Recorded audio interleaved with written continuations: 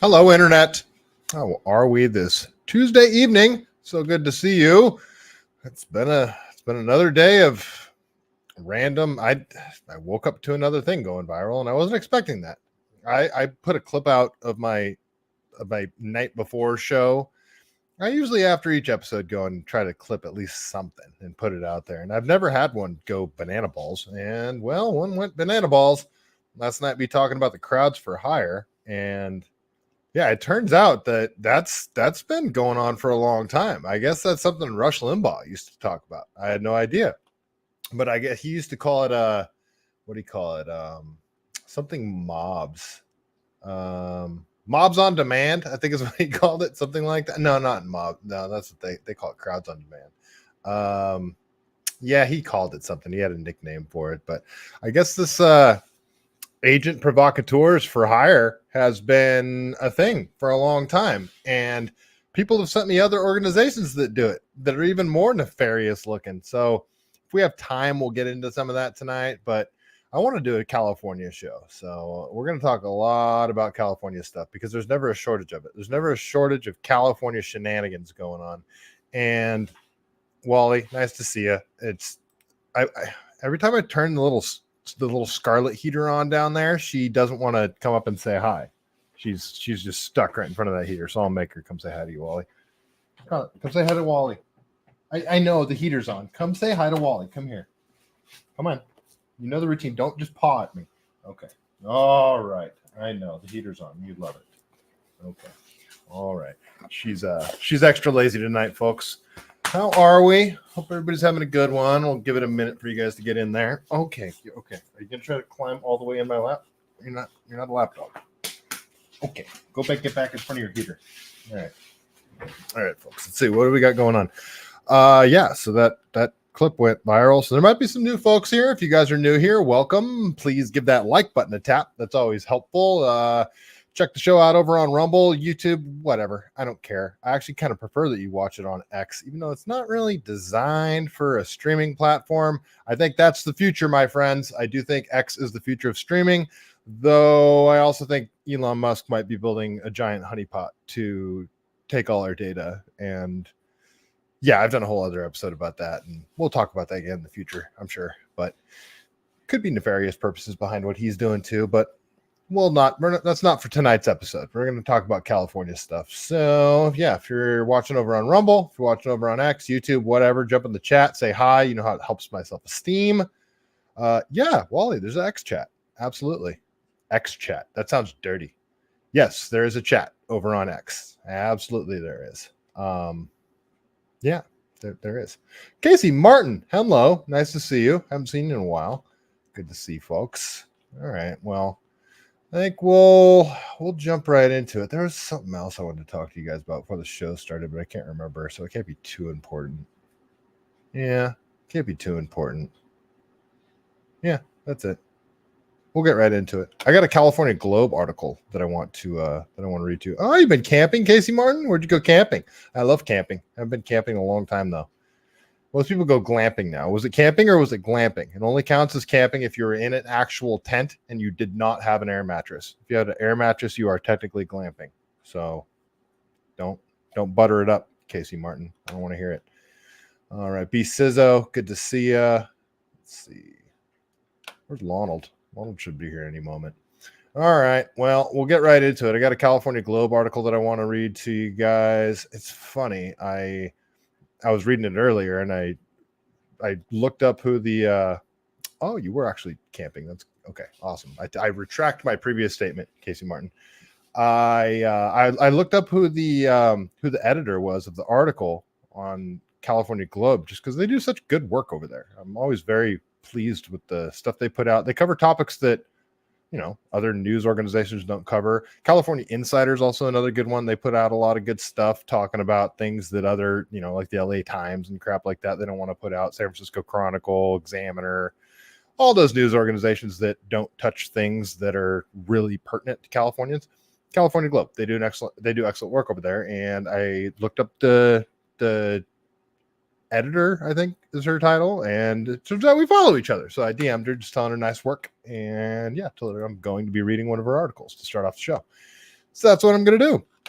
Because as I talked about on a previous episode, we had a little audit done on where's all of our freaking money going. Where's it all going? For the homeless, all the NGOs that are handing out fentanyl needles and crack pipes. Like, where's all that money really going, folks? That's something that I want to talk about tonight. And yeah, they got audited, so that's what we're going to get into.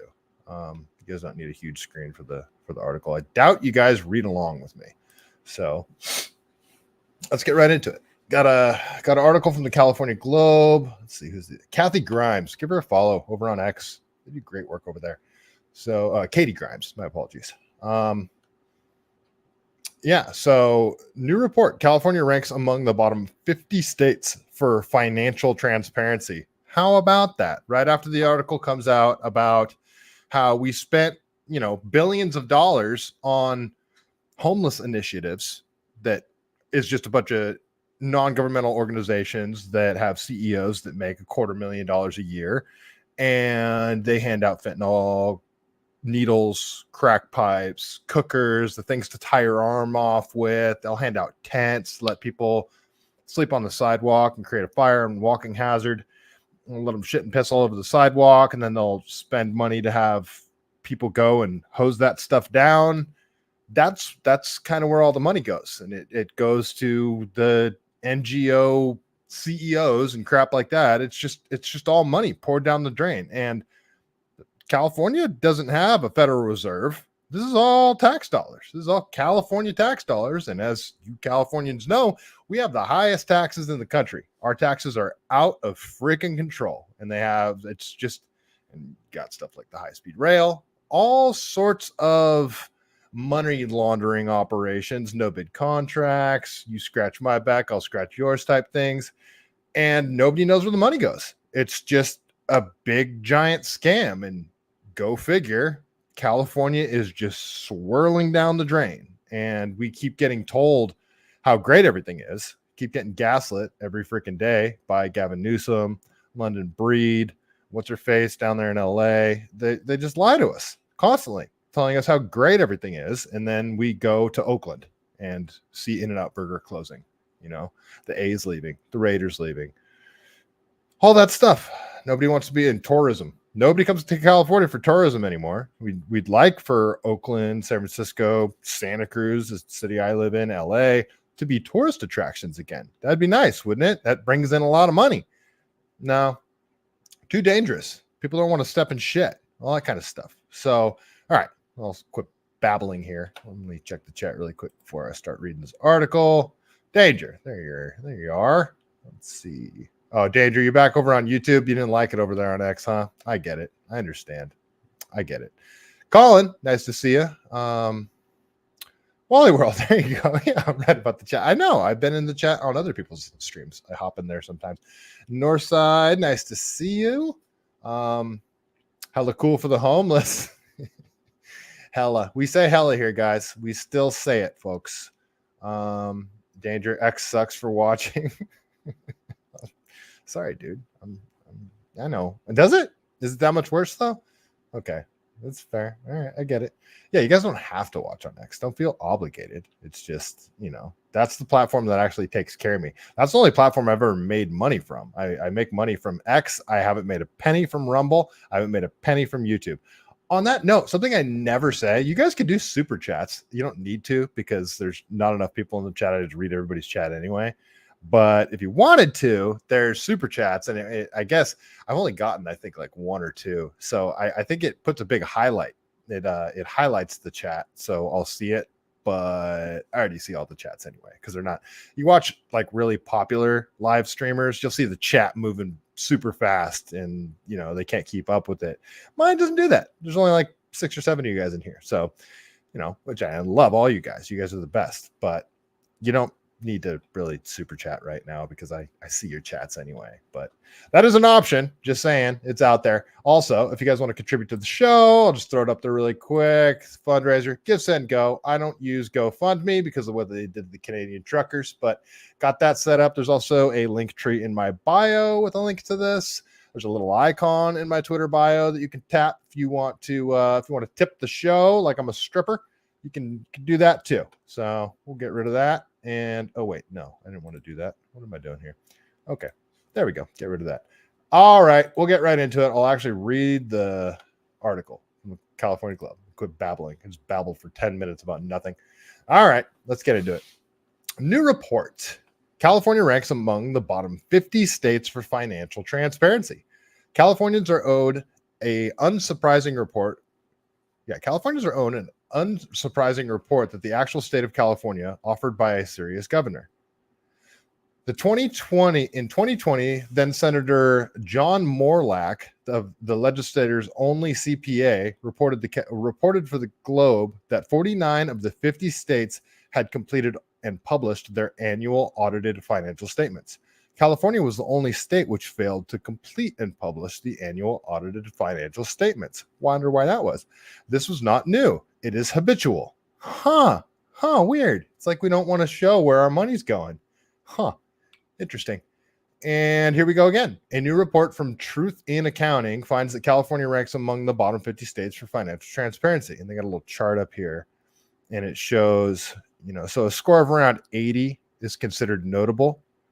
And like the bottom scores are between 41 and 50. That's like the lowest it goes. California 46. Is it 46 or 48? I can't tell from this. Well, I'm sure they'll say here. But there's only 3 states that are in the 40s. You got Georgia, it's 46. Oh, look at that. Illinois, 42, and California. So, interesting. I wonder why that is.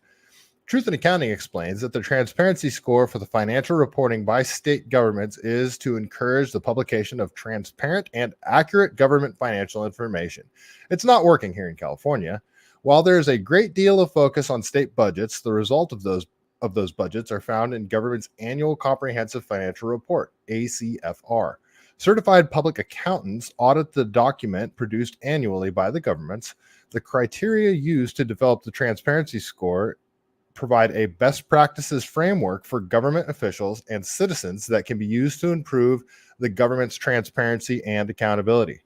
For 45 states, the report is based on fiscal year 2022 data. At the time the report's research was completed, 2022 data was not available for Arizona, California, Iowa, Oklahoma, and Nevada. So 2021 data was used. So we're 3 years behind on this, guys. Here are the top 5 states.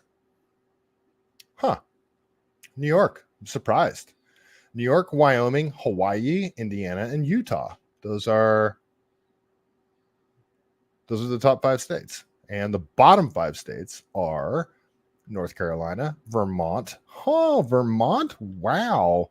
California, Georgia, and Illinois. So the bottom 3, California, Georgia, and Illinois, the ones I just said. Wow. So the top states, New York, Wyoming, Hawaii, Indiana, and Utah, auditor opinions are all 50. And then the states I just mentioned, North Carolina, Vermont, California, Georgia, and Illinois, they're all at 25. So not encouraging. One of the biggest issues contributing to poor state transparency scores were increased hidden retirement liabilities, including unfunded pension debt. So that's what I've been hearing a lot about these pensions, a lot about California pensions and the money not being there. Okay, sorry, just checking on my dog. A state's net pension liability is calculated by subtracting the market value of its pension system's investments from estimated amount of promised benefits. Truth in Accounting reports, unfortunately, 45 states report net pension liabilities for 2022 based on 2021 valuations. In 2021, strong investment markets increased the value of pension investments, resulting in a decrease in the net pension liabilities. don't know what my dog's doing. She's acting weird, you guys. Okay. She's an old girl. I just got to check on her every now and then. Here's the criteria truth in accounting used. To receive the top score of 100 points, a government annual report must meet the following criteria. Receive a clean opinion from the independent auditor. This criteria also applies to the annual report of the state. Government largest pension plan. Include a net pension not distorted by misleading and confusing deferred items. Report all retirement liabilities on its balance sheet, statement of net position. Be published within 100 days of the government fiscal year end. Be searchable with useful links from the table of contents and bookmarks. Be audited by an independent auditor who is not an employee of the government. This criteria also applies to the annual report of the state government's largest pension plan. Measure the net pension liability using the same data as the annual report. Okay. As Senator Morlock said in 2022, his concern was that because of the lateness of the annual audited financial statement, the legislature would not see the most recent CAFR until after they voted on the budget. Oh, well, that's terrific. So they don't know how much money they have, but they got to create a budget. Wonderful. In fact, we were told the state controller's office that the CAFR may not be available until the month of September, a tardiness that is truly a national embarrassment. So, I mean, you got to couple this with like what's taking so long to get these numbers out there by the state, like, hey, where's all our money going? And then couple that with we have this huge freaking budget shortfall and nobody can explain where all the money's going. It's almost like they don't want to show because they're scared that we're going to find something that they don't want us to see. It just those two things working together. It's like, hey, where's all our money going? Well, we're going to take we're not going to show you. It's like, okay, what are you trying to hide here? They're trying to sweep stuff under the rug, you guys. Like I said, the NGOs, the no bid contracts, freaking pension liabilities, the heads of the NGOs making tons of money laundering. You know, I always come back to the high speed rail because of how much money we wasted on that thing. Okay, how is it that in April 2024 and the 2022 certified annual audited financial statement wasn't available for this transparency report? Yeah, 2 years. What about the legislature and budget negotiations? Given that Governor Newsom has not held his state of the state address, that's the thing too. Like, what would you guys say if all of a sudden Biden's like, yeah, we're not doing a State of the Union address? That's, you know, the big State of the Union address that they drugged him up for, and everybody was clapping so loudly that Biden could actually speak for 40 minutes. Like, that was the impressive part about it, that Biden could actually speak for that long. Gavin just didn't do it. We're not going to do it. And he's always bragging about, we got the 5th largest economy in the world. He always talks about California as if it's a country, but he's not giving the state of the state address. He's just, we're not going to show you where all the money's going. We're not going to talk about how things are going. We're just going to, like, what is happening? He just doesn't do it. So Newsom has not held his state of the state address. It is just Newsom demonstrating his lack of seriousness as California's governor, as has his eyes on the Oval Office. That's the thing too. Why, like, how Gavin destroyed San Francisco, and then he somehow got elevated to the position of lieutenant governor. And while he was lieutenant governor, things did not improve. And then he got elevated to the position of governor. Obviously, since Gavin Newsom's been governor, things have not gotten better. They've been very, very bad, especially in the last 4 years. Go to any large city in California, and you'll see how bad it is. Electricity prices, gas prices, home prices, insurance companies are leaving, crime, everything, all the stuff. It's horrible. Gavin won't give the state of the state address, won't give us the budget, and he's got his eye on the presidency. How does this guy keep failing upwards? Not to mention Kamala Harris, all the worst politicians, Nancy Pelosi, freaking Adam Schiff, Maxine Waters, all the worst politicians come from California. Even Kevin McCarthy. Okay, keep going. While it may not be good news, Californians are owed a unsparing report of the actual state of the state delivered by a serious governor. Okay. So, yeah, there's a long comment I wanted to read here, actually. So, I just read this earlier, and actually, no, I'm not going to read it because I don't know who it's from. It's just, I found his comment very interesting, and it seems spot on, but since I don't know who it is, I'm not going to read it. All right, so that's the article. We don't know where any of our freaking money's going. Gavin won't give us the state of the state address, and compared to all the other states, there's only 2 states that are worse off than we are in terms of transparency about where our money's going. Okay. All right. Let's see how things are going in California, shall we? Call in the homeless industrial complex. Absolutely. It's the worst. Casey Martin, Santa Monica, going to pay $123 million to build 122 homeless apartments. Corruption at its worst, according to Bill McGowan. Yeah, Dr. David, I can never remember his name. He lives in Santa Monica, and he's always talking about this. They call it Soviet Monica. And they're suing. The state is suing Orange County right now for this same kind of crap. SL Knott's, Garvey's pocket. What's in Garvey's pocket? I'm curious. Yeah, I mean Garvey. Yes, David Human Adedine. Yes, you know who I'm talking about.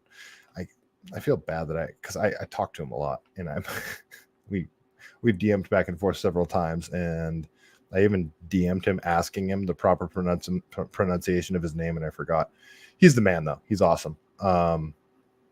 Keep your eye on him. You just definitely keep your eye on him. He's doing some good stuff. Yeah, he's a good dude. I disagree with him on some stuff, though, but he is a good dude. He's genuinely there for California. He wants California to turn around, and we need as many guys like that as possible. All right, let's keep going. Let's check in with how things are actually going in California, shall we? So this is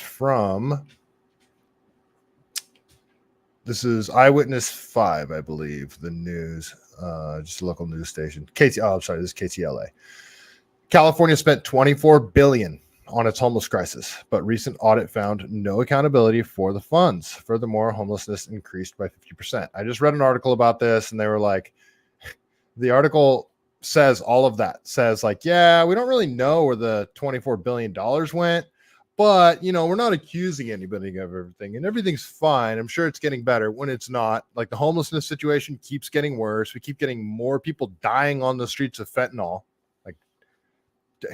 Dying on the streets of fentanyl. I guarantee you, in the last 4 years, let's just say since 2019, I would be very curious to see if more people died from fentanyl than died from COVID. I would not be surprised at all. And I mean died from fentanyl, not died with fentanyl. That joke didn't do as well as I hoped it would. What's going on, old girl? You okay? I don't know what you want. Sorry, my old dog came to visit me. She doesn't usually do that during the show, at least.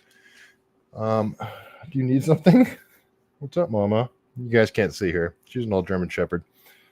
What's up, girl? All right, I don't know what she wants. She wants something, though. I might have the heater up too high. Okay, Chiva, you gotta go lay down. Chiva, you're distracting everyone. Okay. All right, let's watch this video from KTLA about the homeless situation and where'd all the money go? Where did the money go, guys? It's such a big issue that, according to the Legislative Analyst's Office, the state invested $24 billion over the last 5 years to curb the problem. But this just released report from the California auditor found the state lacks the proper information to determine the ongoing costs and results of its homelessness programs because the California Interagency Council, or ICH, in charge of symbolic T. Thank you, Dr. Hamati. Yes, thank you very much. I apologize, sir, for butchering your name. Overseeing the implementation of Housing First policies has, quote, not consistently tracked and evaluated the state's efforts to prevent and end homelessness. That's disappointing. I would say it was very troubling. That was the reaction from Republican Assemblymember Josh Hoover and Democratic Senator Dave Cortese. They were the bipartisan lawmakers who originally requested the audit to take place. The audit found the ICH Council did track homelessness spending between 2018 and 2021, but not since then. Above that, it showed despite the billions of dollars spent to combat the issue, the number of people experiencing homelessness increased by more than 50% between 2013 and 2020. Well, that's not encouraging, is it? Sorry, guys. I figured out what my dog wanted. I think she had to go poop, so I had to let her outside. All right, let's continue here. Leah Roby, nice to see you. Too many programs. Oh, yeah, too many money laundering operations. Too many hands before it reaches the people who need it. It never reaches the people that need it. That's the thing. It never reaches them. And I mean, unless it's in the form of a crack pipe or a fentanyl needle. Well, that's the only time it reaches them. It's pretty annoying, pretty frustrating. Just take our money, give it to people that are already rich. So Mr. Benny Johnson came here to California, came to Oakland to see what the heck is going on. What the heck is going on in Oakland? Never in the history of In-N-Out Burger did they close a location. Never. You know why? Because In-N-Out Burger is fantastic, and everybody loves In-N-Out Burger. And any of you guys that throw shade at In-N-Out Burger, we are fighting. I don't care if you think Five Guys is better. Five Guys doesn't even count, first of all. It's like 10 times the freaking price of In-N-Out Burger, and they don't have a drive-through. It's not fast food. In-N-Out Burger is the best fast food burger that is out there, and everybody loves it. It's iconic. They got great shirts. They got swag. They are clean. They're friendly. They got their little uniforms, and they're speedy. They are regimented in everything that they do. They're fantastic. Fresh cut fries. I know you guys think the fries are bland or whatever. They're real potatoes. They chop them right there, right in front of you. In-N-Out Burger's fantastic. That's why everybody loves it. And there's no excuse for an In-N-Out Burger to be shutting down in California. No excuse whatsoever. How? I think that's what brought Benny Johnson here. He's like, wait a minute, hold on. You guys are closing an In-N-Out Burger? Inconceivable. How? How is this happening?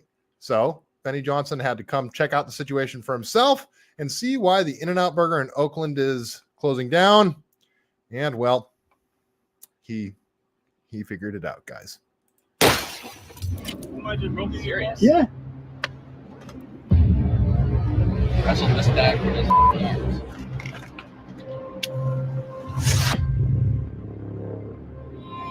Wally World, I have some unfortunate news for you, my friend. In-N-Out Burger will not be opening on the East Coast. Their whole deal is you have to be within a certain proximity of their warehouses, their meat processing facilities, because they don't freeze their meat. That's their thing. That's why In-N-Out Burger has to stay West Coast and centrally. And so unless they open up like a warehouse out on the East Coast, which I don't know, In-N-Out's a West Coast thing. It's kind of like that Buc-ee's restaurant. You guys got that? I mean, no, it's not East Coast. That's the South. But I mean, I want some Buc-ee's. I've never had Buc-ee's. I see it all the time. So you guys raving about Buc-ee's. I want me some Buc-ee's. They don't have them out here. They just don't. It's sad. I want some Buc-ee's, but I'm going to have to travel to Texas or what have you to get me some Buc-ee's, just like you guys are going to have to travel to the West Coast to get you some In-N-Out Burger. Just don't go to Oakland because it's not there anymore. You know why? Because Oakland is a hellhole.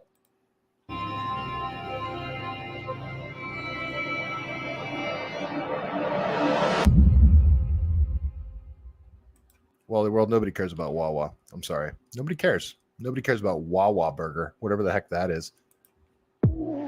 What's up, guys? It's Benny. I'm here at In-N-Out Burger, one of my favorite fast food chains, a beloved fast food chain in America. They are wildly popular. They're expanding rapidly throughout the country, except for in one location. Welcome to a historic location, the only In-N-Out Burger that's ever closed. A brand, In-N-Out Burger, that is so iconic, so beloved by its customer base, is the fastest expanding fast food brand in the world. This location that still has the iconic building, still has the iconic facade, but everything has been ripped off. The signs, the drive-through signs have been ripped out. The In-N-Out sign, gone. The windows boarded up. And the parking lot now chain linked off. So if you guys don't know where this location is, it was right across the freeway from Oakland Coliseum, Hagenberger Coliseum, or whatever the heck they renamed it to. but that's where the Warriors used to play. They don't anymore. That's where the A's used to play. They don't anymore. And the Oakland Coliseum, I talk about it all the time, used to be a fantastic place to go watch an A's game. I grew up going to A's games in the 90s before they built Mount Davis. Used to be able to see the Oakland foothills in the background. Beyond the outfield fence, there's grass, right next to the bleachers. It was just a fantastic place to go watch a game. It really was a nice park to go watch the game. They even used to have what they called turn back the clock games. When I was, maybe 8, 9, 10, 11, something like that, I got to see a 4-inning game, turn back the clock game, where I got to see Raleigh Fingers pitch. I got to see Reggie Jackson hit a grand slam, you guys. He was probably like 40-something years old, probably not much older than I am right now. But point is, Jim Catfish Hunter was there. It was great. It was a 4-inning game before the actual game started. We used to get there like 2 hours early and go and try and get autographs, watch batting practice. It was fantastic. It was a great place to watch the game. It was relatively safe. Yeah, Oakland's always had issues, but my dad didn't worry about his car getting broke into. We always freaking parked down the street. My dad was too cheap to pay for parking, so we always park a couple miles away and walk to the game. I didn't worry about his car getting broken into. Might be because the car was probably a piece of crap, but that's aside from the point. In-N-Out Burger was right across the street. Now there's like nobody that even plays there. There's no sports teams there at all. The A's don't play there. The Raiders don't play there. The Warriors don't play there. And this is, I think this is actually technically Alameda, where this In-N-Out Burger is, right by the airport. And it's just been, they call this intersection, there's an intersection with a gas station, I think it's a 76 right down the street from here. This is called like the most dangerous intersection in the country. People would get their cars broken into while they'd be sitting there eating a burger and just watch somebody come up, and they call it bipping, bip their car, break the window and take stuff out. And because it was so close to the airport, you got people with Bluetooth things that would go by and could tell which cars had like laptops in them. They would have people walk by and search and like look in cars to say, yep, there's a bag on this. And they'd call their buddies. They'd have scouts. They would go and they'd scout out which vehicles to break into. That way the cars would roll up super fast. Somebody would jump out of the passenger seat, go break the window, take whatever was in the car that somebody already told them about. It was horrible at this location. And it wasn't always like that. I used to go eat at the In-N-Out Burger at lunch. I used to live in San Leandro. I used to work at the Hayward warehouse of the company that I worked at. I was in this area all the time. And Oakland always had issues, but it was never this insane. It's off the freaking charts now. In-N-Out Burger had to close down this location because there were over 1,000 robberies in the drive-through lane. One police report has a series of 2 suspects that were robbing people, going car to car, robbing people as they waited for their burgers in In-N-Out. California is not a constitutional carry state. And for the longest time, it was very hard to get your CCW. California is now a shall issue state. Anybody that applies for a CCW, they have to give it to you. That's a concealed carry permit. Well, California has made it so they delay the process super long. Like they try everything they can to make it so you can't carry a firearm. Meanwhile, you got guys going, any of you guys have been to In-N-Out Burger, you know the drive-through line is insanely long. It's like Chick-fil-A, but it's worse than Chick-fil-A. But the In-N-Out Burger employees are so efficient and they're so regimented, you get that through that line relatively quickly. But it's a long line. These guys are going car to car, robbing people with firearms. California is one of the states that it's really hard to get firearms. They got the worst gun laws in the country. But then you get criminals that don't follow those laws, and then they know everybody's disarmed. So, in my opinion, if somebody walks up to your car with a firearm and they say they demand you give them your belongings, you should be able to shoot that person. That's 100% believe that. You should be able to shoot someone that is trying to rob you, even if it's in broad daylight in an In-N-Out Burger drive-thru. So this stuff happened regularly all the time because they know nobody has guns and nobody's going to do anything because Gavin Newsom has disarmed everybody. Another police report had a homeless gang of fentanyl heads that just came marauding through and stealing people's food, robbing people inside of the building. That's why you can still see to this day security vehicles parked on the property. And you can see here that, of course, nobody is allowed in. This is all a result, of course, of the Marxist left-wing policies of California. In fact, these policies were endorsed by every leading representative in California. That would be restorative justice, that would be defund the police, and of course, that would be criminals always right, right? Customer isn't always right, criminals always right. And that's why you see this depressing living memorial to the shittiness of California progressive Democrats. While we were filming, a man pulled up trying to get into the closed. Northside talks about how Alameda's kind of insulated a little bit from Oakland, and it is because they have, Alameda's a little island. Guys don't know, Alameda's a little freaking island off of Oakland, and there's a bridge you got to cross over to get to it. I used to go party my buddy Chris, I think he still lives there, still lives in Alameda. When I lived in Castro Valley and then later in San Leandro, I used to go party over at Scoby's and Lucky 13 all the time. It was such a great place. Just walk down the street, like it was fantastic. Downtown Alameda is cool. Alameda is fun. It is a great little town. It probably still is, probably still fun, but it is very close to Oakland. So yes, Northside, not trying to disparage Alameda at all. I think this In-N-Out Burger was technically Alameda though, but it's on the other side of the bridge. I might be wrong. It might still technically be Oakland. Actually, I think it is still technically Oakland, but it's really close to Alameda. Down In-N-Out drive-through. He wasn't shocked when he found out why this location was closed. People are getting robbed in the drive-through lane. They closed down one store ever, this one. So you thought it was open? Yeah. My pregnant girlfriend's been craving In-N-Out Burger since yesterday. Yeah. So now That happens. And bam, closed. Only in Oakland. The police here in California have had their balls cut off and have no capacity to actually do any police work. And so people feel... What? In the middle of filming, we heard a loud smash. You guessed it. We were the next statistic. Is my backpack gone? Oh. Unbelievable. Like that wasn't set up. That's how fast it happens. That really happened. They really broke the windows.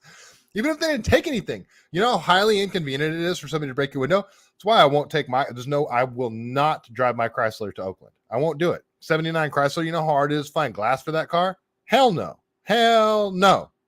And even if I did, I'd just leave my doors unlocked. And there'd be nothing in there for them to take anyway. They'd probably try to steal the car because it's a cool car.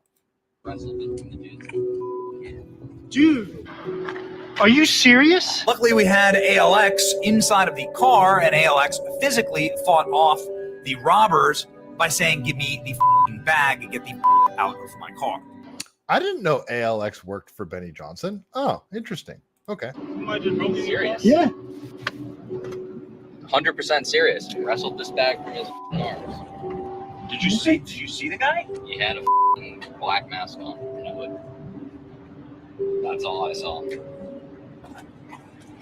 Oh my. And to be clear, again, it should have been perfectly illegal for ALX to shoot that guy. Yeah, that's how this stuff starts changing, because Oakland PD is going to be facing another budget problem. The state doesn't have money.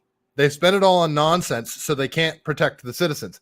Oakland PD, they defunded the police. They fired the police chief. And that's when all this stuff really started going insane. And their DA, Pamela Price, notoriously is a Soros DA. And then their freaking mayor, Tao, she is total like Black Lives Matter, freaking marches with them about their nonsense, George Floyd riots.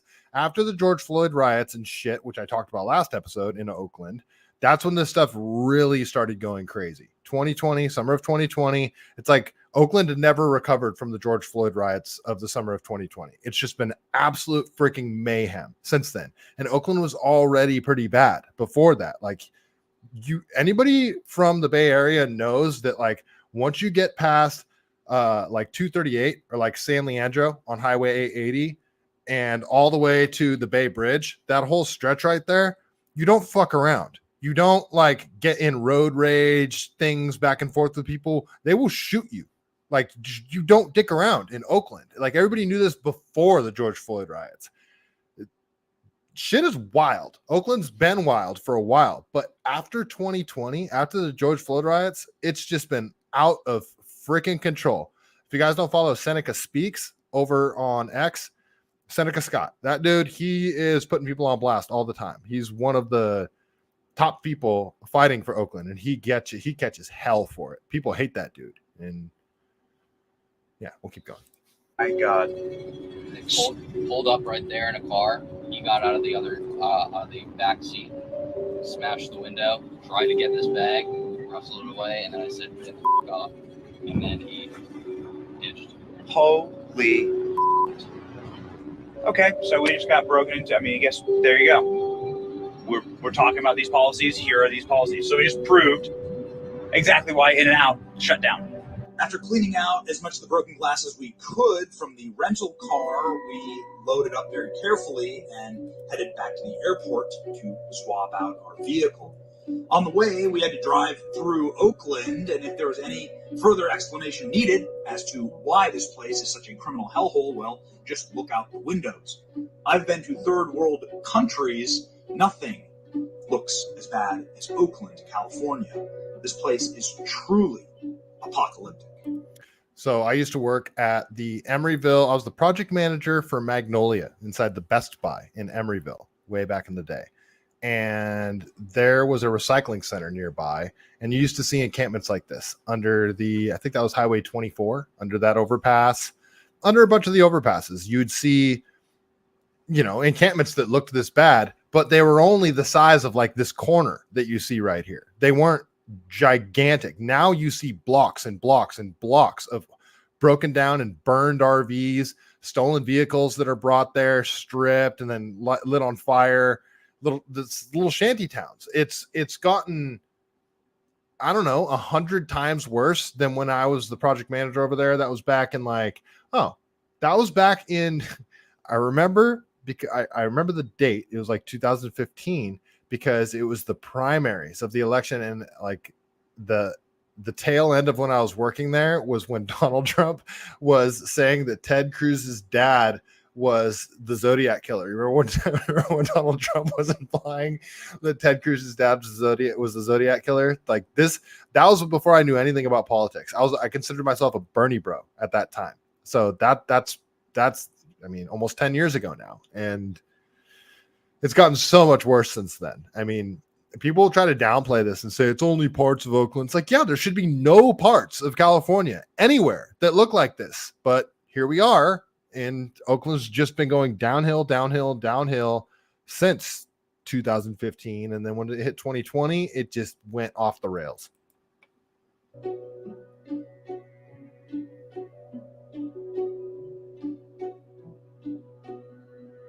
After a very breezy drive back to the airport, the attendant at the rental car company laughed at us, telling us that this happens 3 times a day.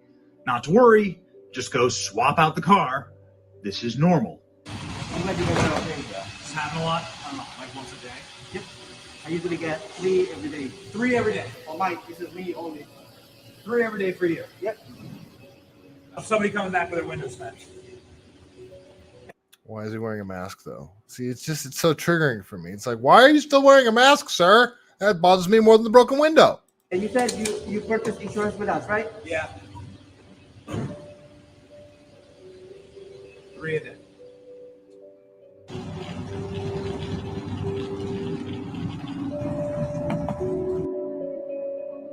In-N-Out burgers and cups and bags have Bible verses on them because the family is Christian family, great Americans and great patriots. It's John 3:16. That is the salvation verse about Jesus Christ. For God so loved the world that he gave his only son, for whoever believes in him shall not perish but have eternal life. And unfortunately, In-N-Out doesn't have eternal life here in California. 75 years of American exceptionalism destroyed by communism. Ultimately, the In-N-Out of Oakland is a metaphor for everything that is happening in California.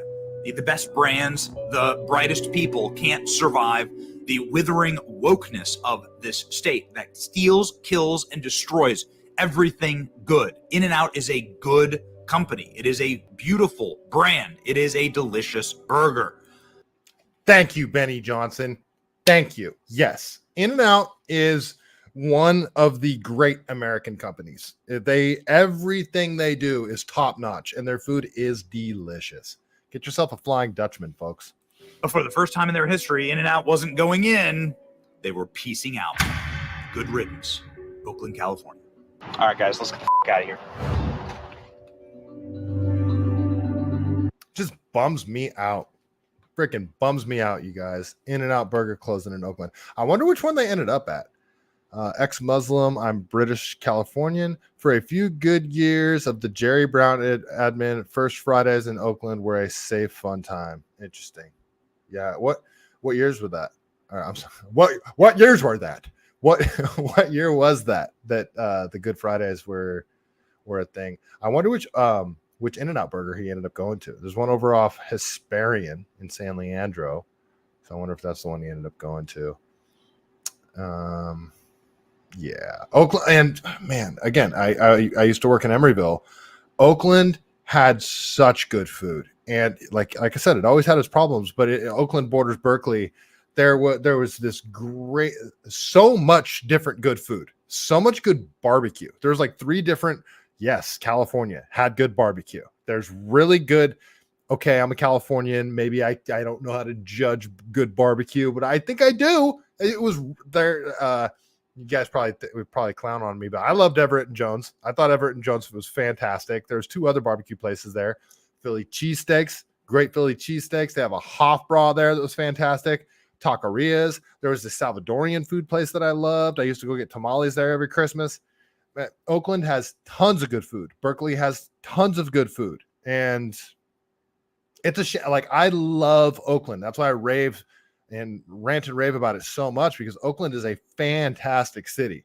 It really is. It's a fantastic city. The weather is perfect in Oakland. Oakland weather is freaking perfect. It's close to the bay, so you get that nice breeze. During the summer, it's usually 70, 75 degrees. 2012. Yeah, the heyday, man. That's when I was living in Castro Valley at that time. I was living over by Val's Burgers. If you guys are East Bay natives, Val's Burgers over in Hayward, best burger place in the Bay Area, hands down. I mean, you can't compare it to In-N-Out because it's not a fast food joint. You go in there and sit down, get yourself a mama burger. That place is fantastic. Val's Burgers, so good. Casey Martin, I-80 west of Appian Way. Is a freeway shooting gallery. Yeah, you don't dick around in Oakland. You don't get in road rage incidents. You don't flip people off. You're just, you're weaving in and out of traffic and cutting people off, slamming on the brakes. Okay. Don't dick around in Oakland. You'll get shot. Same thing with like East San Jose. Don't dick around in East San Jose. Just don't do it. You'll get shot. I still believe Ted Cruz's dad is the Zodiac Killer, Northside. Oh, that's funny. Casey Martin, Zodiac Killer, is most likely worked on Treasure Island and or in the Alameda Naval Air Station at some point. Huh. Okay. I don't know much about the Zodiac Killer. I know there was that movie, The Zodiac, and it was super boring. That movie was really boring. Northside, Oakland still got good food. Big Dog. Oh, I know. I'm sure. It's just, you don't want to freaking park your car anywhere. Can't confirm there was much great food in the East Bay and many 24-hour places to eat. Yeah, like I think Oakland food is better than San Francisco food. And it was partially because San Francisco, back when I was working there, San Francisco is just so impossible to find parking. It's like San Francisco is not a car town. It's not a friendly car town, and their muni buses are actually great. I used to go to San Francisco when I was like 14. I would take Caltrain from San Jose, and I would go spend the weekend with my buddy Lauren. I wouldn't talk to my dad for like a week sometimes. My dad would just be like, he's fine. It was a different world when I was a kid. Ex-Muslim, it was like being in Paris. Really? Paris? I've never been to Paris, but that feels like a bit of a stretch to me. But I'll take your word for it. I've never been to Paris. I've never even left the country. I'm a very sheltered dude. The RGS, nice to see you, man. Michael, what's the take on Susie Loftus hired as the TikTok Truth and Safety Director? I don't know. I just got on TikTok. I don't really care about TikTok. And sorry, RGS. I don't know who Susie Loftus is. I'll know all about her soon, though, I'm sure. Is she some World Economic Forum lady? Like, yeah. TikTok Truth and Safety Director. All I know is I got on TikTok and within 24 hours, I already had a community guidelines violation. So you're not supposed to call people retard on TikTok, and you're not allowed to show tranny fights. You're not allowed to do that. So don't show tranny fights and don't call people retards on TikTok. I found that out the hard way. All right, let's keep going. More California shenanigans to get into. Keep going here. Oh, geez. Yeah, I'm going to try not to go 3 hours tonight, folks. That was a long one last night. Okay, so so if you want to wonder why Oakland In-N-Out Burger left Oakland, this is right down the street. This is 2, 3, 4 miles away max. And this is a regular occurrence. You'll see this in the middle of the day on a weekday.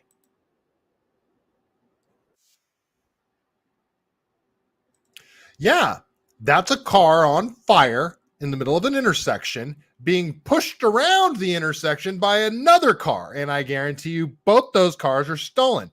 If you guys have an Infiniti G35, don't take it to Oakland. They love those cars because they're rear-wheel drive, stick shift, and they can do donuts. They like cars that they can do donuts in. That's why your Mustangs get stolen, your Chargers get stolen. Anything with high horsepower that can spin the rear wheels, they are a sideshow fun car for these guys. So your Infiniti G35s, what's the car that's like basically the exact same car as that? I think it's a Nissan. Same chassis, same motor, same drivetrain, same everything. But anyway, yeah, don't take a rear-wheel drive car with high horsepower to Oakland. Don't buy one if you live in Oakland either.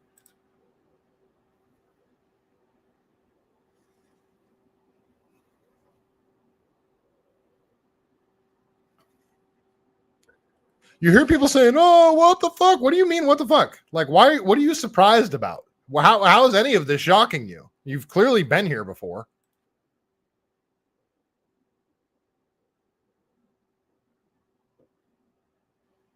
Oh, somebody got hit by a car. Well, yeah, that's bound to happen. You freaking yahoos. Oh, okay, let's look at some more sideshows. Oh no, this is some more Earth Day. Happy Earth Day, guys. Here, happy Earth Day from Oakland. Was I even sharing my screen with you on that last one? I hope I was. Actually, let me check the chat now. Did you guys see that last video? Leo Roby, you just got your account back yesterday? Well, that's funny. The RGS lost Chester Boudin as DA. Yeah, Chester Boudin he got replaced by Brooke Jenkins. He got recalled. I'm always playing his video, him talking about how we got to let the fentanyl dealers deal fentanyl because they got to send money back home. And if we arrest them, they're going to hurt their families. So we just got to let the fentanyl dealers from Honduras deal fentanyl on our streets instead of arresting them and deporting them. We just got to let them do that there. Okay. Sorry, Casey Martin. Okay. Yeah, I've been doing that lately. I apologize. Let me go back. So, oopsies. Sorry. Let me play the video that I should have played before. Here, the sideshow. Yeah, sideshow. All right. This is what I meant to play, and I was just showing it to myself, apparently. Yeah, car doing donuts, pushing another car around on fire. And it's muted.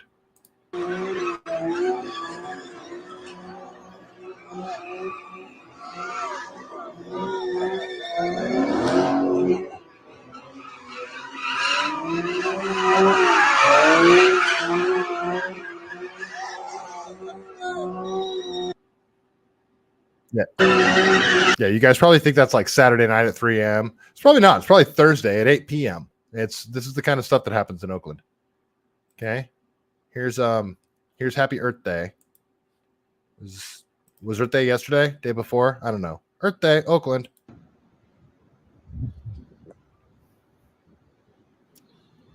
Common occurrence, common scene, drugs and garbage everywhere on random street corners. That's what you get. Kind of normal. Kind of a normal scene in Oakland.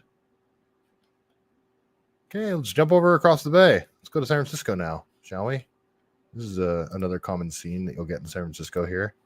So you guys know those way. So I'm still getting used to cars driving around without drivers. The Waymo cars that have the cameras all over them and crap. I'm still getting used to that. I'm not used to seeing cars driving around with no drivers. I remember the first time I saw one in San Francisco, I was like, what? That car doesn't have a driver in it. And it's just bizarre to me. But this is people, before I showed this video, apparently if you put a cone on the hood of one of those self-driving cars too, it freaks out and it doesn't know what to do. So might be fun.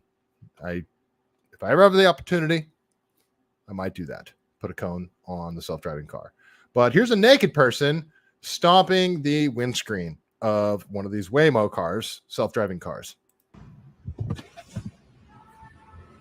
Yeah.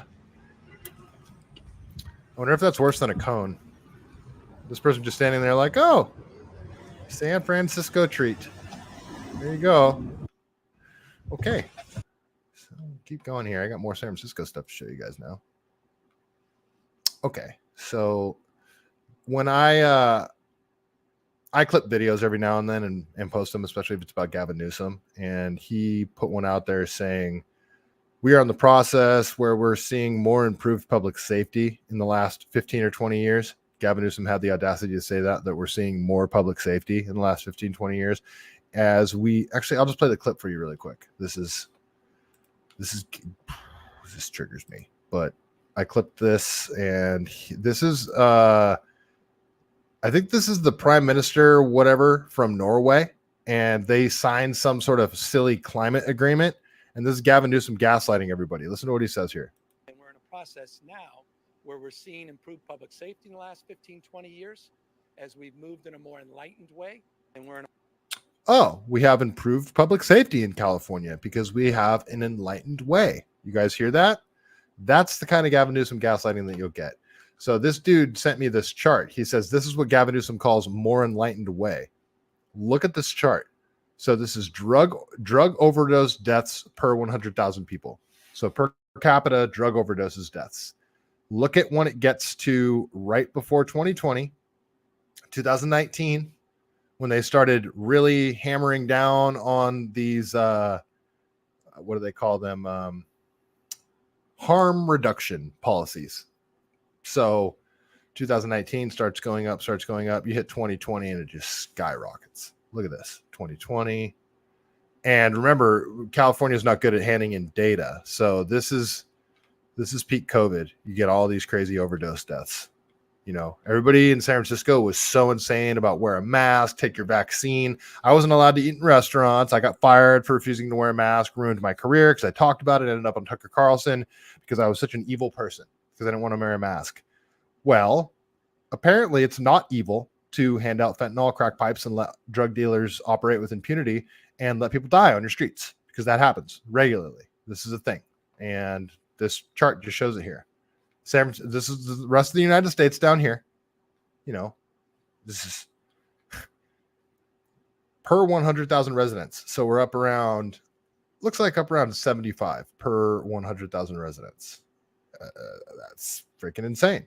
It's way more than the national average. Granted, California has, I believe, 30% of the entire country's homelessness population. And why do I say that when I talk about this? Because homeless and fentanyl addiction goes hand in hand in California. Probably in these other big cities too. Chicago, Philly, Oakland. Fentanyl addiction, drug addiction goes hand in hand very often with homelessness. Okay, let's keep going. More San Francisco. So what do you get? What does harm reduction look like in San Francisco? I'll show you what it looks like. This is back in 2019, I think. This is before, let me see. Hold on. This is before COVID. No, this is June of 2020. So this is the peak of that chart that I just showed you. This is, and again, I talk about it all the time, Trank. And I can't confirm 100% this is from Trank, but I think that it is. You get the tissue that starts rotting itself because Trank is a horse tranquilizer that they cut fentanyl with. You guys heard me talk about it a million times. And that's why you get the people that get the fentanyl bend, the zombie lean going on where there's pass out in the middle of nothing. That's Trank. That's not fentanyl. and it's a horse tranquilizer. The body can't handle it because horses have much higher muscle mass than we do. Our bodies can't handle it. So it starts eating away at the flesh. And I'm pretty sure that's what you're seeing here. Otherwise, it's just a super nasty infection that this guy has that needs to get treated. But look at this guy's leg, you guys. Like, trigger warning. I mean, this looks like rotten cheese is what this looks like. Let's play the video. Jimmy, check 1, 2. Here we are with Jimmy. Does that look bad? It looks really bad, man. Your leg He says, does that look bad? Yeah. Does it feel bad? It looks like it feels really bad. looks real bad. What do you think it looks like? How long has it been like this? Dog bit me. The little dog bit me once. When did a dog bite you? Look at this foot. Let me see. A dog bit me. Okay, so that's an infection. Like, he's gonna lose that leg. That's insane. Your foot. Holy Toledo. Jeez. I use it. It looks really infected. Maybe hospital? I'm gonna have $5. So I can get me some petrol. See, CVS is closed. All of them are closed. Walgreens is open until 6. I still can make it. You can make it to 6. Market You should have your leg checked out, sir. I know, but can I have that, please?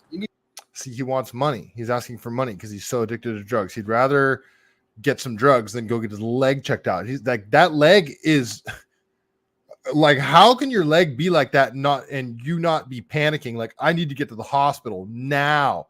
He doesn't have a care in the world. He's just like, I need my next fix.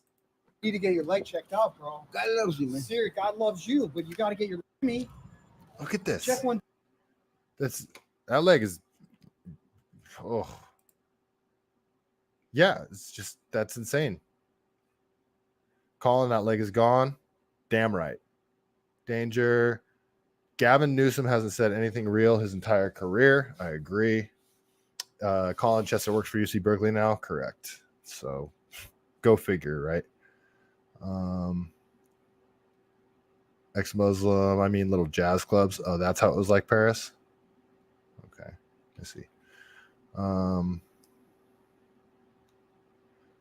The RGS, Susie Loftus lost to Chesapeake as a DA. Oh, okay. I didn't know that. Okay. Casey Martin, I've seen them. Fuck around, find out. You're supposed to we outside, supposed to yell. Okay. All right, let's keep going. This whole stream is probably going to be California. Holy crap, I've been going for an hour already. Time flies when you're having fun. Okay, there's more. Or back to Oakland. Going back to Oakland now. Sorry, I got stuff a little bit out of order apparently. But let's go back to Oakland. This is from Bay Area State of Mind. I don't know where he got it from. He always just takes other people's clips. So Bay Area State of Mind, like, this is crazy, folks. This is one of the sideshows. They decided to take over one of the areas that is just a little shanty town that they have, like the ones that we just saw that Benny Johnson just showed. They decided to do one of these sideshows, these intersection takeovers where they bring stolen cars out, go do donuts and light shit on fire. Well, they did it at one of these little shanty towns, and look how horrific the scene is. The people living out of RVs. And remember, the people living out of RVs, they got to shit and piss, and they just dump their septic tanks right down the drain. Just goes right into the bay. It's horrific. Look at this situation. This is just like, this is a dystopian nightmare. This scene right here.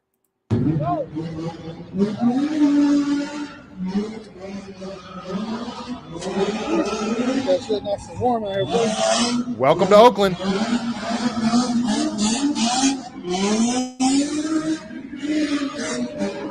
We outside with it, man. How's it going, big dog? How's it going? How's it going, big dog? Yeah, everything's fine. Everything's great. Can't you tell?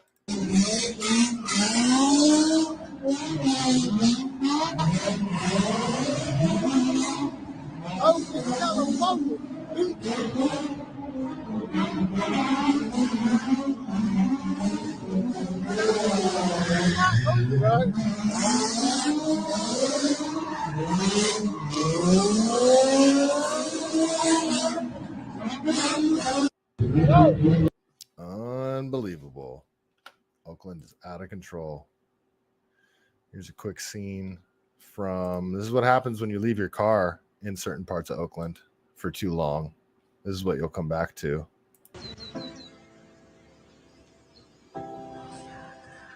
Siempre tener mi pinga aquí en Oakland. Oakland, This California. is a Charger. Donde la vida no vale nada. You know what I find interesting about this video? You can see the steering wheel clearly still in the car there, and then wait till he gets to the back. So there's the steering wheel, right? Steering wheel connected to the column. Wait a minute. Oh, me lo robaron. Why is there like 3 steering wheels? Me dejaron sin nada. There's another steering wheel. Hasta el timón, mira esa. Mira esa. Insane. They just stripped the hell out of that car. They took the motor, took everything. Insane. So they just go dump them in these areas where there's not enough cops to stop any of this stuff, and people can just dump shit wherever they want. Oakland is out of control. Here's the Bay Area. You get these bike gangs too all over the place. What's crazy is this has been happening for a long time. I got my car, man, I was riding dirty, as they say, once when I was working at the Emeryville. Actually, this was back in this is a really long time ago. This was back in 2008. Before Magnolias were inside of Best Buy, Magnolia Audio Video, there used to be a standalone Magnolia over on Bay Street in Emeryville, right next to the Barnes & Noble. And I worked at that one. I was an installer back then. And I didn't make much money. And my car had expired tags on it, like super expired tags. And I left work one time and I got pulled over. And I saw the cop behind me. So I changed lanes. And I ended up going towards San Francisco. And I got on the Bay Bridge on accident. And I was like, crap, how am I going to turn around? Anyway, they pulled me over. They towed my car. My tags are so expired.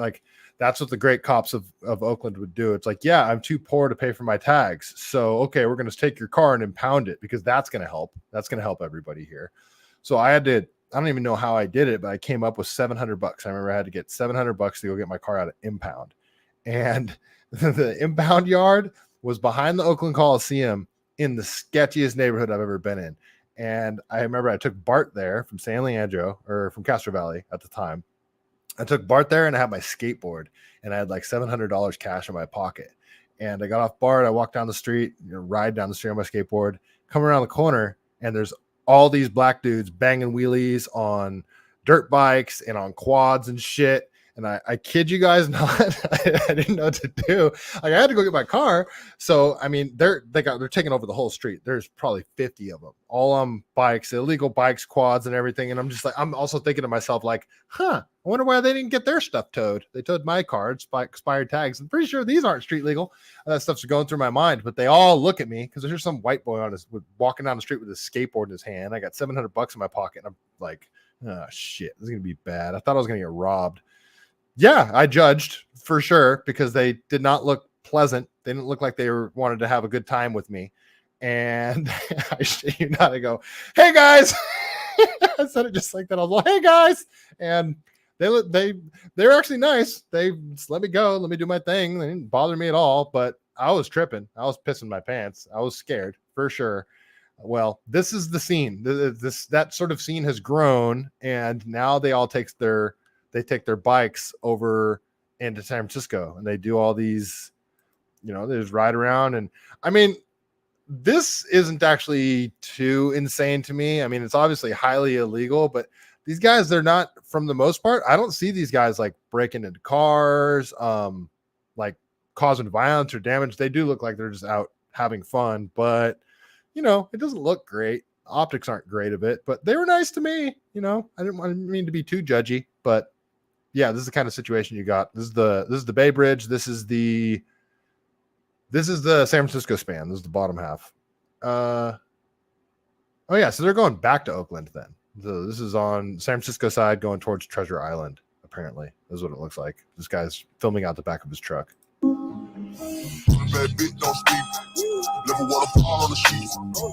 On the wall, on the lease. Switch my home by the week. Bring my flame to the street. Fucking rent a dog to my name out the street.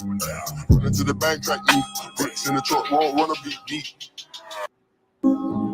All right, so they're good at riding. I mean, they're not, they're taking over the freeway and stuff, but they're not being like super violent or anything. So that doesn't bother me as much as a lot of the other shit that I've already showed, but just sort of shows the times. Like that used to just be, they would do that kind of stuff up and down like side streets in the hood. Now they'll just go wherever they want. They'll take over all of San Francisco, like riding through. As long as they're not breaking into cars and shit like that and causing George Floyd style riots, I almost don't care if they're being polite and nice to people. I almost don't care. But then you go back to this type of thing. Look at this. You got a Corvette, and I think that's a Mustang right here, just burned to the ground.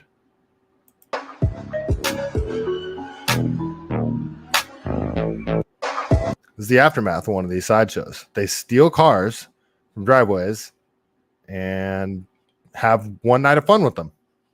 That's it. That's the MO. That's what they do. This is from Dinesh D'Souza, but this might even be a video from Seneca Scott. This one here. This is one of the areas right up against like the 880 to 24 interchange. It's right next to the freeway, and it's just a hellhole.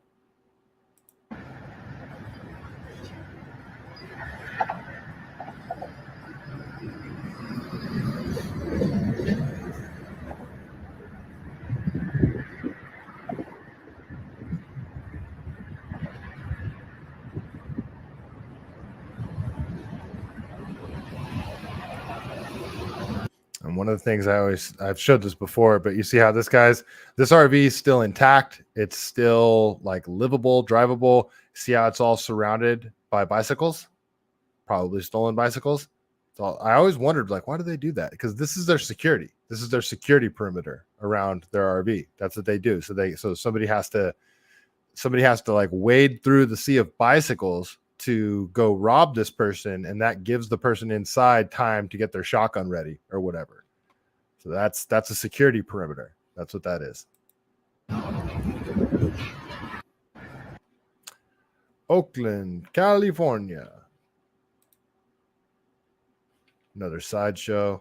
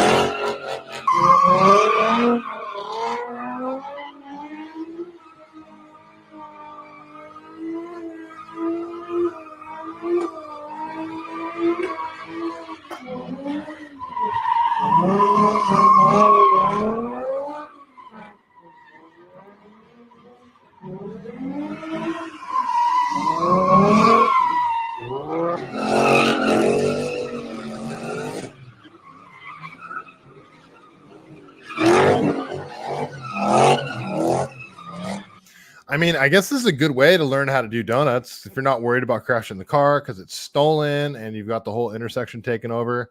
I mean, yeah, it's a good way to learn how to do donuts, I guess. But I guarantee all these chargers are stolen. If you bring your own car out here to do this, you're an idiot.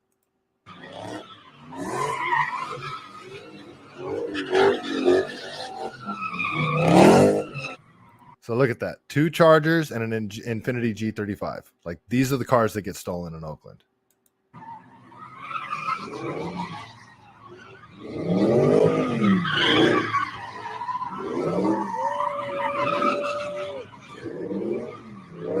Rear wheel drive, high horsepower. That's what they're looking for. Oh, that's a Chrysler 300, but with a Hemi. So same thing.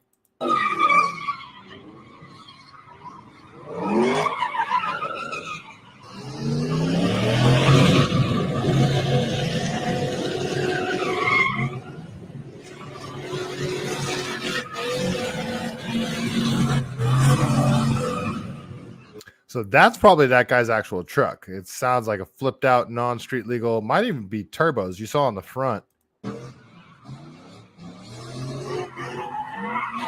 You see through his grills there. It looks like this is a twin turbo truck, but I used to be into the race scene. I had my first car was a 72 Chevelle, and I used to go to Milpitas and out to Bailey when I was a kid, and we'd all meet up at In-N-Out Burger ahead of time. We'd have races.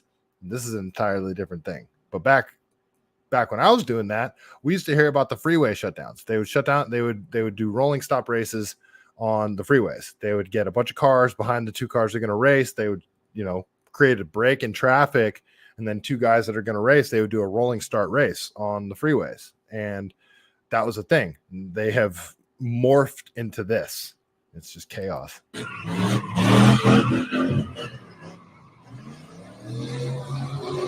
That truck sounds flipped out, though. I want to know what he's rocking. It sounds like a big block. It's kind of a cool truck. But why would you bring your own vehicle there? I mean, there's so many vehicles to steal.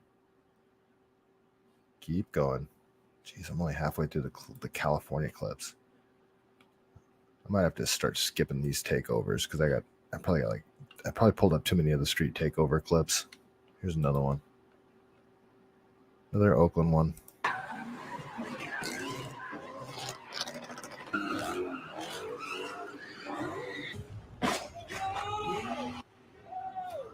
Taking a look at your screen, you can see the activity there, the sideshows and the police cars who arrived, as well as a fire. At least 3 cars caught on fire during these multiple sideshows across the city. Those sideshows lasted for hours, and OPD had its hands full trying to disperse them all as participants drove through alleyways, over sidewalks, through parking lots, all trying to evade arrest. Oakland's crazy. All right, now to the violent stuff. So also in Oakland, I played this a few episodes ago, and I probably won't play the whole thing, but this is a jewelry store in Oakland. Yes, they still have those. They haven't all closed up, but this family that owns this jewelry store, they had a smash and grab robbery, and it wasn't the first one. The video is startling and scary. It shows thieves rushing an Oakland jewelry store. This is surveillance video. The store's owner says the robbers duly took all their life saving in just a matter of minutes. That smash and grab happened Wednesday at one of the oldest jewelry stores in Chinatown.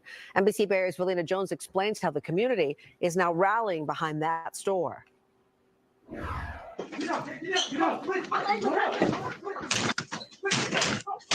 Video shows a group of 6 thieves, including one with a gun, rush into Fong Jewelry Store in Chinatown and violently smash cases with hammers, grabbing everything they can. Many people get in here, then we don't know what I do. I feel scared. Even right now, my heart is still hurt. It happened around 12:30, just as the store was opening. As owner Diane Trin ducks for cover, she yells for her husband, who comes out with a gun. It was enough to scare the robbers back out the door, but not before stealing the store's most expensive inventory. They took the special socket diamond right here. They took a lot. Then gold, 18K gold, 24 karat gold.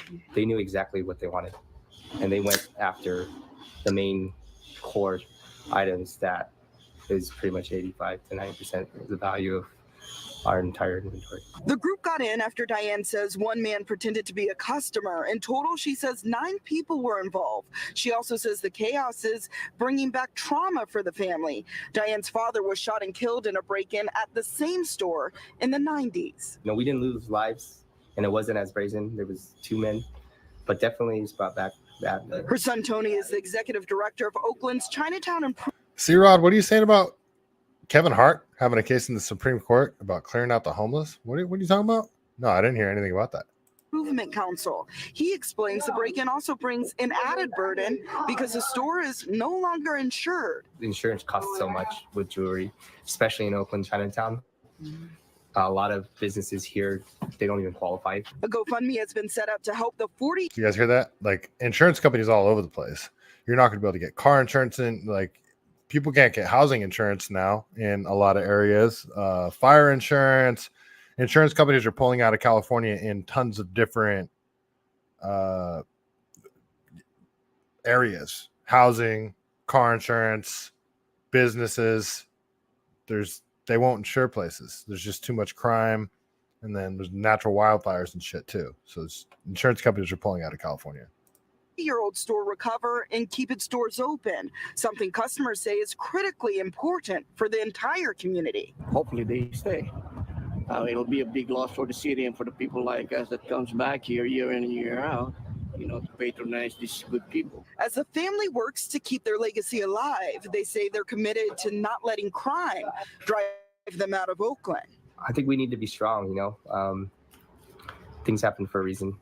Our families suffered, but we've been just inundated with so much love and so much support. In Oakland, Valina Jones, NBC Bay Area News. I like the dude's attitude. I mean, you guys, so many of you guys are probably like, you got to get out of California, this and that. If you're in a position to stay, if you're willing to fight, I think you do need to stay and fight. I get why some people have to leave. Kids can't afford it anymore. Violence, you're not able to protect yourself. I get it. I get why there's so many reasons that people have to leave. I don't have to leave. I'm in a position where I could lose everything. I don't have kids. I don't have people depending on me. So, other than my community. So I like this guy's attitude about no, we're not being forced out. We're going to fight these assholes. I don't know where it goes, but it's not, it is looking kind of dire.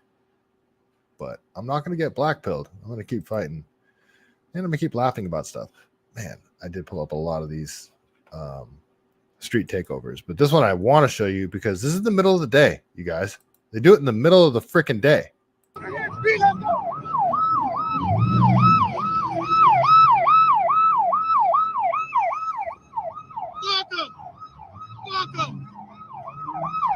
you! Fuck you! You gotta move! Fuck this shit! Fuck this shit! Fuck you! Fuck you! Fuck! Where you going? Where you going? Where you going? Where you going?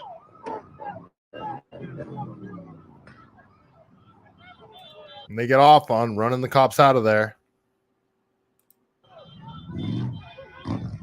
Woo! So stupid. Oakland, California. Keep going here. All right. Enough of Oakland, San Francisco violence and all that kind of crap. We're going to switch gears a little bit. We're still staying within California. I showed you guys this before, but I'm trying to give a whole encapsulation of all the different problems facing California. The drugs, the homelessness, the prices of everything, the sanctuary state policies. All of these things are insane. And that's what we're going to talk about next. Sanctuary state policies and our wide open border in California. California is probably the worst border state in terms of incentivizing people to come here. And I'll talk about how we're doing that. I mean, you guys already know the free health insurance. You can get a driver's license here. You can get any job that a Californian can get here, including being a police officer. Illegal immigrants, if you can get to California, you are essentially a citizen without them saying you're a citizen. On top of that, we have, I'll get to it in a minute, but it's looking like they are going to give home loans for illegal immigrants to buy homes in California. But this dude kind of exposes like the whole buses thing where they not charter, but they allow people in and then they fill buses full of illegal immigrants and send them to hotels that act like flop houses and stuff. And this is a California Insider, and it's a clip from like a 1 hour video that they did with this guy. You guys should watch this. Corey, you live on the border. What do you see? What's happening? I constantly see these white buses coming down, and the buses are full of illegal immigrants that are coming here claiming asylum, not through the port of entry. They're coming through the fence, cutting the fence, around the fence, over the fence. So I went out there one day, and there was like 200 people standing there, and they had tents. There were fires going. I was blown away. Mahanish, you say Cali girl, that's you, right? Nothing natural about our wildfires. I kind of got in an argument with somebody about this yesterday. The 2020 wildfires that I went through, people that insinuate that those were arson, it kind of gets under my skin because I watched, like, I'm in the house. The fire line is 0.28 miles up the road from my house here. Like, I almost lost the house that I'm living in. I'm renting, but I basically moved out. Everything but the furniture in this house. I had 2 cars at the time. I filled them full. I had my 1970 station wagon, and then I had my Subaru Forester, and I packed everything that I had. And I had my girlfriend at the time was in Southern California. She was a traveling respiratory therapist, and this was peak COVID. Yeah, she was a RT. It's a whole other story. But I had her dog with me. I had my 2 dogs with me, not Scarlet, my other dog that passed away in September. But it was absolutely insane. The thing is, August 16th or 17th, I can't remember, at like 2 a.m, I woke up to lightning. And my girlfriend and I went out, and it was the craziest lightning storm that I've ever seen. And it was dry lightning. It wasn't raining. And it was it was during the middle of an insane heat wave that we were having. Everything, it was the end of summer. It was, it was August. So it was just a tinderbox around here, absolute tinderbox. And there's tons of footage of this lightning. There's this one photographer in Santa Cruz that was actually out on a boat, and he has footage of the lightning just pounding the Santa Cruz mountains. And it wasn't just the Santa Cruz mountains. It was the San Jose foothills. It was all over Northern California. It was lightning everywhere. That was not arson. And a lot of people try to blame California fires on arson. And I'm not saying some of them aren't, but the 2020 CZU fires week was because of dry lightning. I can personally confirm that. I witnessed the lightning. There's tons of documentation of it. I have so much footage of the fires themselves. I'm a trail runner, and this happened at a very strange time in my life. I was running into the active fire zones. Like, that was the hardest time of my entire life. That time period. My dad had just passed away 3 weeks before the fires, and the lightning struck. One of the reasons I freaking get kind of annoyed about it is because the lightning struck in the campsite that my dad used to take me and my sister camping at every summer in Butano State Park. And I have tons of footage where I like the next day I was driving home and I smelled fires, and I was like, all right, I'm going to go up to Eagle Rock and check it out, where the old fire lookout was. And I could see 2 different distinct smoke columns, one in Waddell, one in Butano. I ran down to Little Basin from Eagle Rock. By the time I get up, the whole valley was just blanketed in smoke. And I came back home, and then, went to bed that night. Next day, the fires had gone crazy. So I drove all the way up to Long Ridge Open Space Preserve to look at the fires from that side. And the fires had just started coming over Butano Ridge, and it was crazy. I have tons of footage of that. And then that night I drove home, and then I went back up to Eagle Rock at about 10 o'clock that night. And I watched Eagle Rock go up in flames over by Lockheed Martin. I watched all of it. Like, those fires were gnarly. Those fires were started by lightning, though. Sorry, random sidebar. Did you talk to these people? I have found documents giving them exact instructions. So that's where things kind of turned for me on. This is a very regimented professional operation. Who's doing it? My guest today is Corey Goturo. He's a resident at the border in San Diego.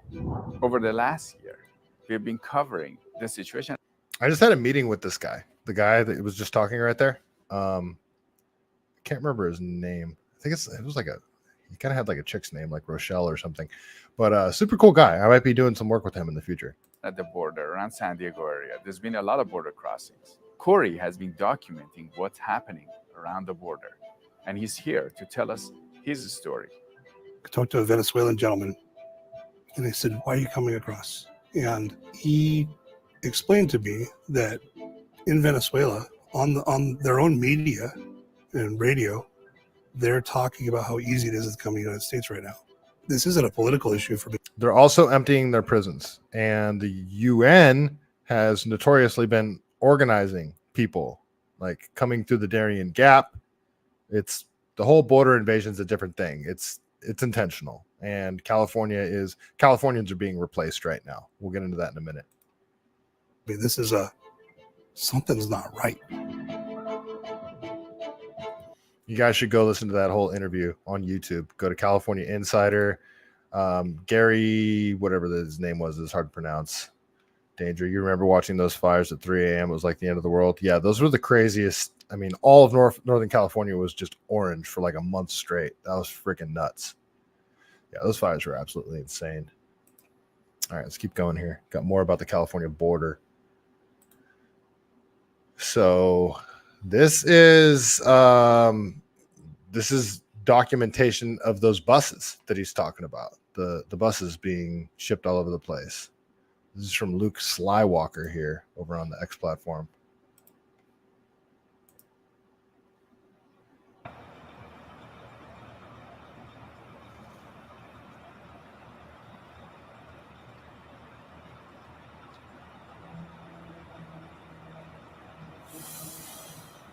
So many with the freaking masks. Why still with the damn masks? I think a lot of it is they just don't want their face being seen. That's what I think this is all about.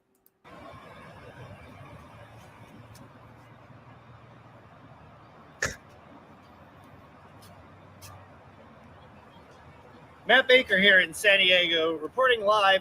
I'm here covering the border machine and the upcoming documentary that we'll be putting out by two of my good friends, Luke Slywalker and also Audra Morgan. We're here watching the wholesale machine of the delivery and drop-off of the illegal aliens that are coming into our country. We just saw one bus leave 5 seconds ago, and then now two more buses are coming in. This is all day, all night. These people are coming in, they're loading them up, they're loading them out. They are staying right here in this local Ramada hotel down here in Mission Valley. So rooms that this is the state paying for these hotel rooms that would otherwise could be used for tourists or whatever. No, it's California. When I say communist, it's like they take California tax dollars to pay for this. These aren't even citizens. It's not price controls. It's not exactly communism like you're used to in Soviet Russia, but it's still like taking over a private business and using state funding to house people, and people shouldn't even be here. This is socialism at the least. It's just weird authoritarian. I don't know what to call it, but it's not capitalism. That's not what this is. Border Machine, the documentary, will be coming out soon. It will be documenting the entire operation from the border, the churches, the charities, the NGOs, the holding facilities. They're going to be going into how they traffic them to and from locations, where they store them, where they house them, and who's paying for it. Border Machine coming soon. Yes, Colin, just like the homeless hotels. It's the exact same thing. It's the exact same thing. And these buses are insanely expensive. I grew up playing baseball, and when I was in college, I played college ball, and to charter one of these buses, each one of us had to come out of pocket. It was like $90 each, and that was back in 2001, 2002. These buses are not cheap. The driver makes X amount of money, the gas, the bus itself. This is all the state paying for it, and these buses are going 24/7. It's the sheer amount of people that they're bringing into this country, the sheer amount of people that they're bringing into California is mind-boggling. It's freaking insane. And sanctuary state policies. I played this video before. You guys have seen it, but I want to play it again. This is Alex with the E, Alex Mickelson, and he's interviewing I think it's just another journalist, but he's talking about the California sanctuary state policies and just the madness of not prosecuting illegal immigrants for violent crimes, things that they get busted for. And it goes back to me talking about the illegal immigrants dealing fentanyl in San Francisco, and rapists, child rapists, murderers, people that assault, theft. Just, it's insane that they will get caught doing stuff they're not supposed to be here in the first place. They'll just be released right back onto the streets. It's insane. The sanctuary state policies are insane. Went along with ICE here in Los Angeles. What did you see? So they had a targeted operation where they were going after drug traffickers. So they developed intel on 3 convicted felons, all convicted of felony drug trafficking, who are out in the community here in Los Angeles. LA is a sanctuary city, so the locals don't work with the feds. So ICE went out, arrested all 3 of them. Some had violent histories as well. Some had been deported multiple times. All had been released from custody without any notice to ICE. So ICE says, look, we're only going to go after the bad apples. We're not going after kids at school or grandmas in hospitals. We're going to go after convicted felons. So they picked up 3 of them and got them off the streets here. And talk more about that when it comes to the sanctuary policy. How is that different than, say, in a different city? So essentially, say someone who's in the U.S. illegally commits a crime and gets convicted of a felony. Eventually, they got to get let out of jail or let out of prison.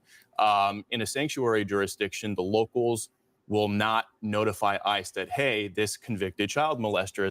So that's law. That was a bill that was passed that Gavin Newsom signed, where it says we are a sanctuary state.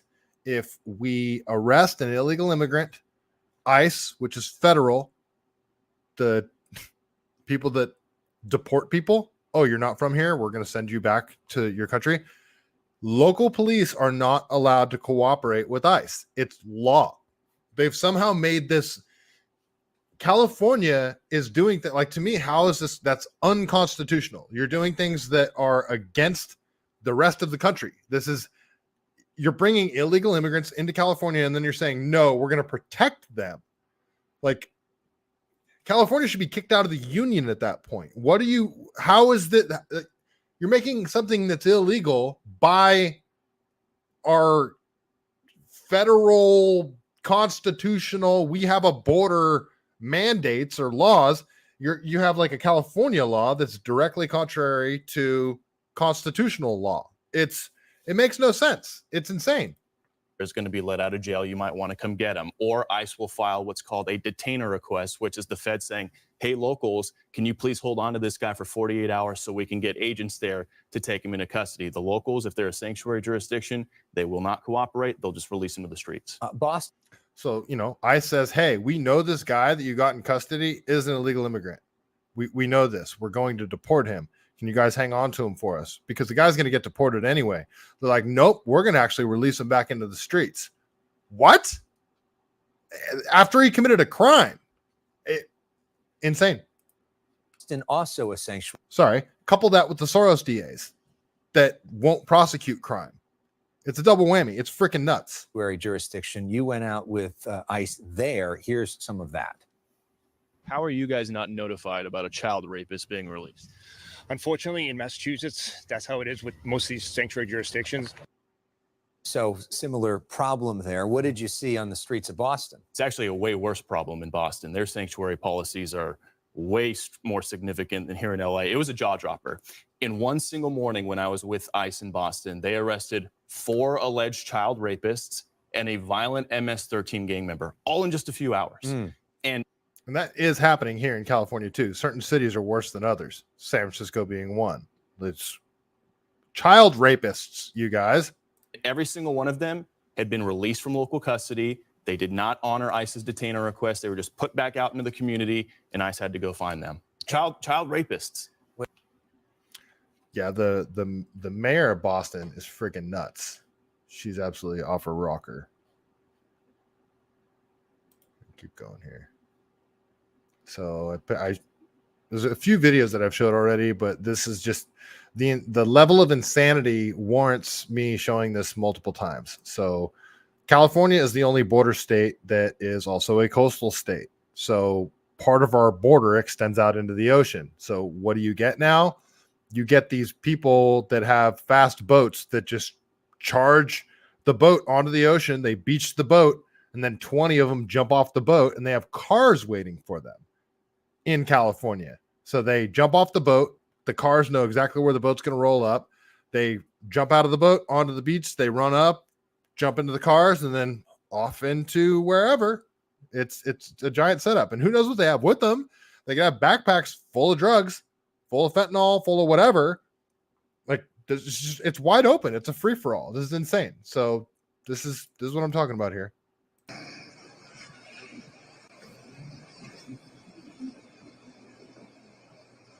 So this is a guy recording this from his expensive ass beach house. He's out on the deck of his expensive ass beach house, and this is what he has to deal with.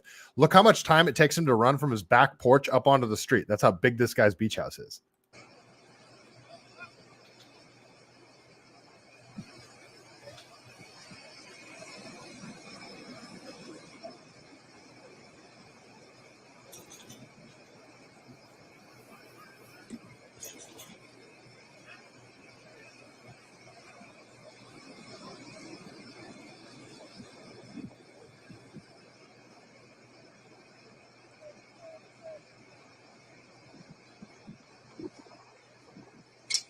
So last time I watched this video, I counted 18 of them.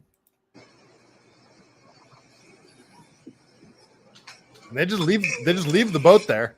And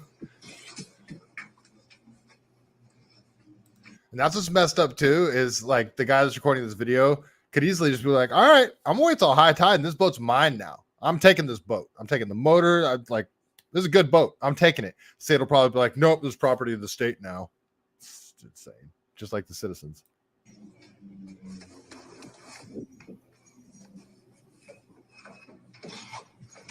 Look at that.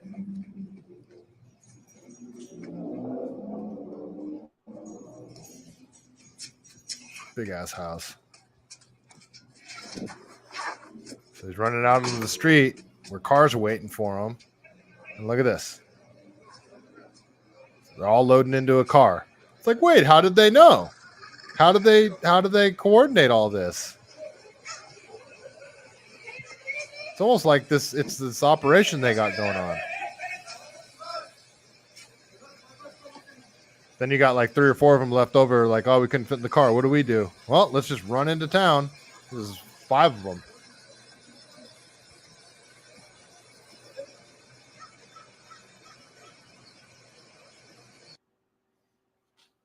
Okay, so that's happening. Insane. Madness. Okay. So I posted this a few days ago and people were calling me a liar because I read the bill and I was like, holy crap, you really got to pay attention to the verbiage they use in these bills. So I saw this article. I just posted a screenshot of it and I said, applicants must be California residents. They didn't put citizens. They put residents. They didn't put United States citizens. They put California residents. And I said, it's really happening. Gavin Newsom is giving illegal immigrants money to buy homes in California. I was born and raised in California and I've never owned a home. People who came here illegally can now buy a home in California before I can. And it's true. And people are like, how are they going to get the loans? This and that. They are going to work this out. So California is going to force lenders to give loans to illegal immigrants. That's what they're going to do. This is what I'm calling. That's why they're saying the bill in this way. And everybody's calling me a liar. They're like, no, that's not going to happen. The lenders aren't going to give to illegal immigrants. Illegal immigrants aren't going to be able to afford it anyway. They're not going to be able to pass credit checks. I'm like, yeah, they are. All of that. They'll get exemptions for credit checks. However they're going to do it. California government will make these lenders give them loans, or the California government themselves will give them loans. So now let's go over to KTLA. So, and this comes out a few weeks later after I saw this. I saw this today. So, but this is from April 6th. My post was actually 2 days after this. So I said this and people were calling me a liar. I didn't see this until today. So California is giving up to $150,000 to first-time home buyers. Okay, I'm sorry. This is the article that I linked. So I'll just read the who is eligible part really quick. So it says all borrowers, including co-borrowers, must be first-time home buyer defined as someone who has not owned a property or lived in a home owned by a spouse during the past 3 years. At least one person must be a first-generation home buyer, meaning their parents do not own a home in the United States. What happened to my mouse? So, like, that almost makes it like it's even. I think my battery in my mouse just died. What the heck's going on, guys? Am I gonna have to? Sorry, guys, I'm losing control. Yeah, I think the battery in my mouse just died. What the heck? All right, I guess I'm using the trackpad for the rest of the show. I hate using the trackpad. It's going to drive me crazy. I'm going to lose it. So your parents can't have owned a home. Okay, that almost makes it like, illegal immigrants' parents obviously wouldn't have owned a home. All applicants must be California residents, not United States citizens, California residents. You must reside in California, not be a United States citizen and be a citizen in California. Borrowers must plan to reside in the home as their primary residence. Applicants must be under the income threshold, blah, blah, blah. You get it. So then I saw this. This video popped up. I hate using the trackpad so much. So this dude says, you're giving free housing to, okay. So he's commenting on, I don't know, some California politician shit. He says, you're giving housing to illegals. Why haven't you done that with tax-paying California residents? So check out this video. This is freaking insane. I think it's kind of cool that California is working on giving first-time home buyers interest-free and payment-free loans for their home. Aha, psych, motherfuckers. It's only for illegals. The bill gives undocumented immigrants interest-free home loans worth up to 20% of the property's purchase price. These loans do not accumulate interest and are free from monthly payments. Instead, they repay it when they sell the home or refinance the property. They are giving illegal immigrants 20% of the value of a home so that they can buy one. Illegal immigrants, people who came into this country illegally, people that are not supposed to be here, and they are giving it to them instead of Californians. Their solution to the housing problem is to give interest-free and payment-free loans to illegals, people of California. Your government is blatantly telling you to go fuck yourself. They are blatantly saying, we do not give a fuck about you because you can't get these. These are just for illegals. Fuck the people who are voting for them. Fuck the people who are actually contributing to the country. So it is also for Californians, but you see the criteria that they're putting in there. Like your parents can't have owned a home. And like, why put that stipulation in there? You have to be a first-time homeowner and your parents can't have owned a home. My parents owned a home back in the 90s. That's when they sold it, and my parents were renters ever since then. I wouldn't be eligible for this because of that. Like, that's the verbiage that they're using in there. Well, will any illegal immigrants have parents that owned a home in California? No. It's like they're setting up the criteria to make it easier for illegal immigrants to get these homes. I think RGS, you said replacement theory. Yeah. Country. Fuck the people who are legally here. No, fuck all of you. I'm beginning to think you're better off being an illegal. There's money, cell phones, free housing, and now interest-free and payment-free loans. And you understand? Yes, it is harder for California, United States citizens to live in California than it is for illegal immigrants to live in California. That's the system they've created in California. And they only pay it if they refinance or sell it. So if an illegal uses this and gets a home, they are getting 20% off the purchase price of a home in California. So you got to think on like a $500,000 home, they would be getting $100,000 of the taxpayer money, of your fucking money. And if they never sell it and never refinance, they never have to pay that back. They are encouraging illegal immigrants to buy the homes you can't afford. And you're going to keep fucking voting for these people. That is why I don't feel bad for California anymore.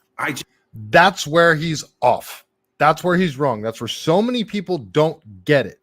California government has rigged California elections in every possible way.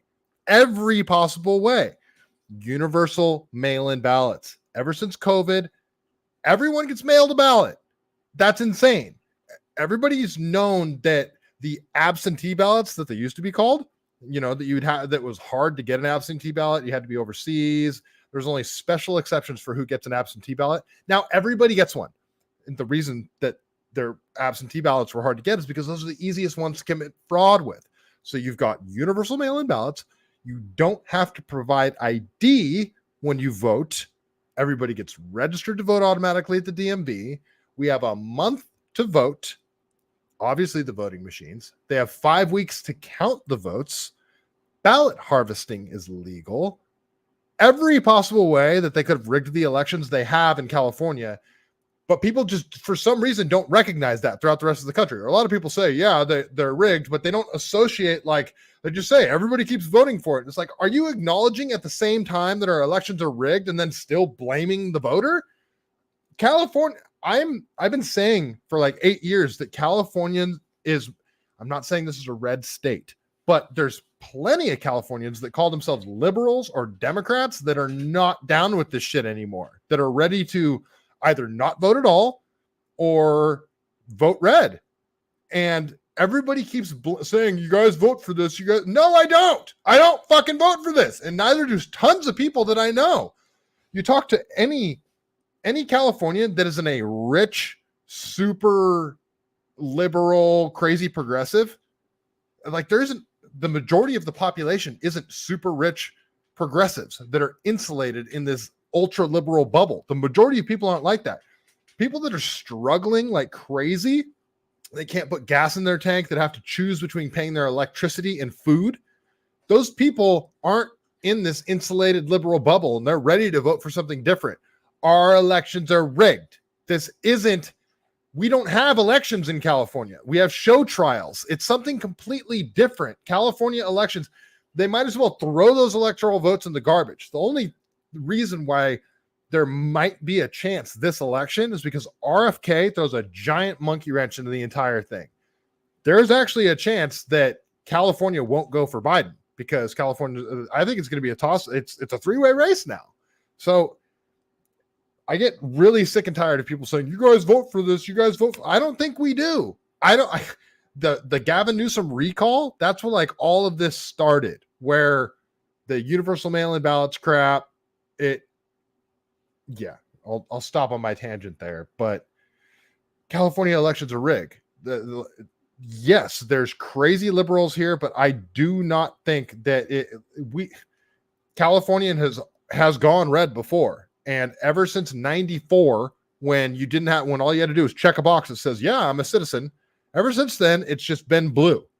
And they've stacked laws on top to make it more rigged in blue's favor.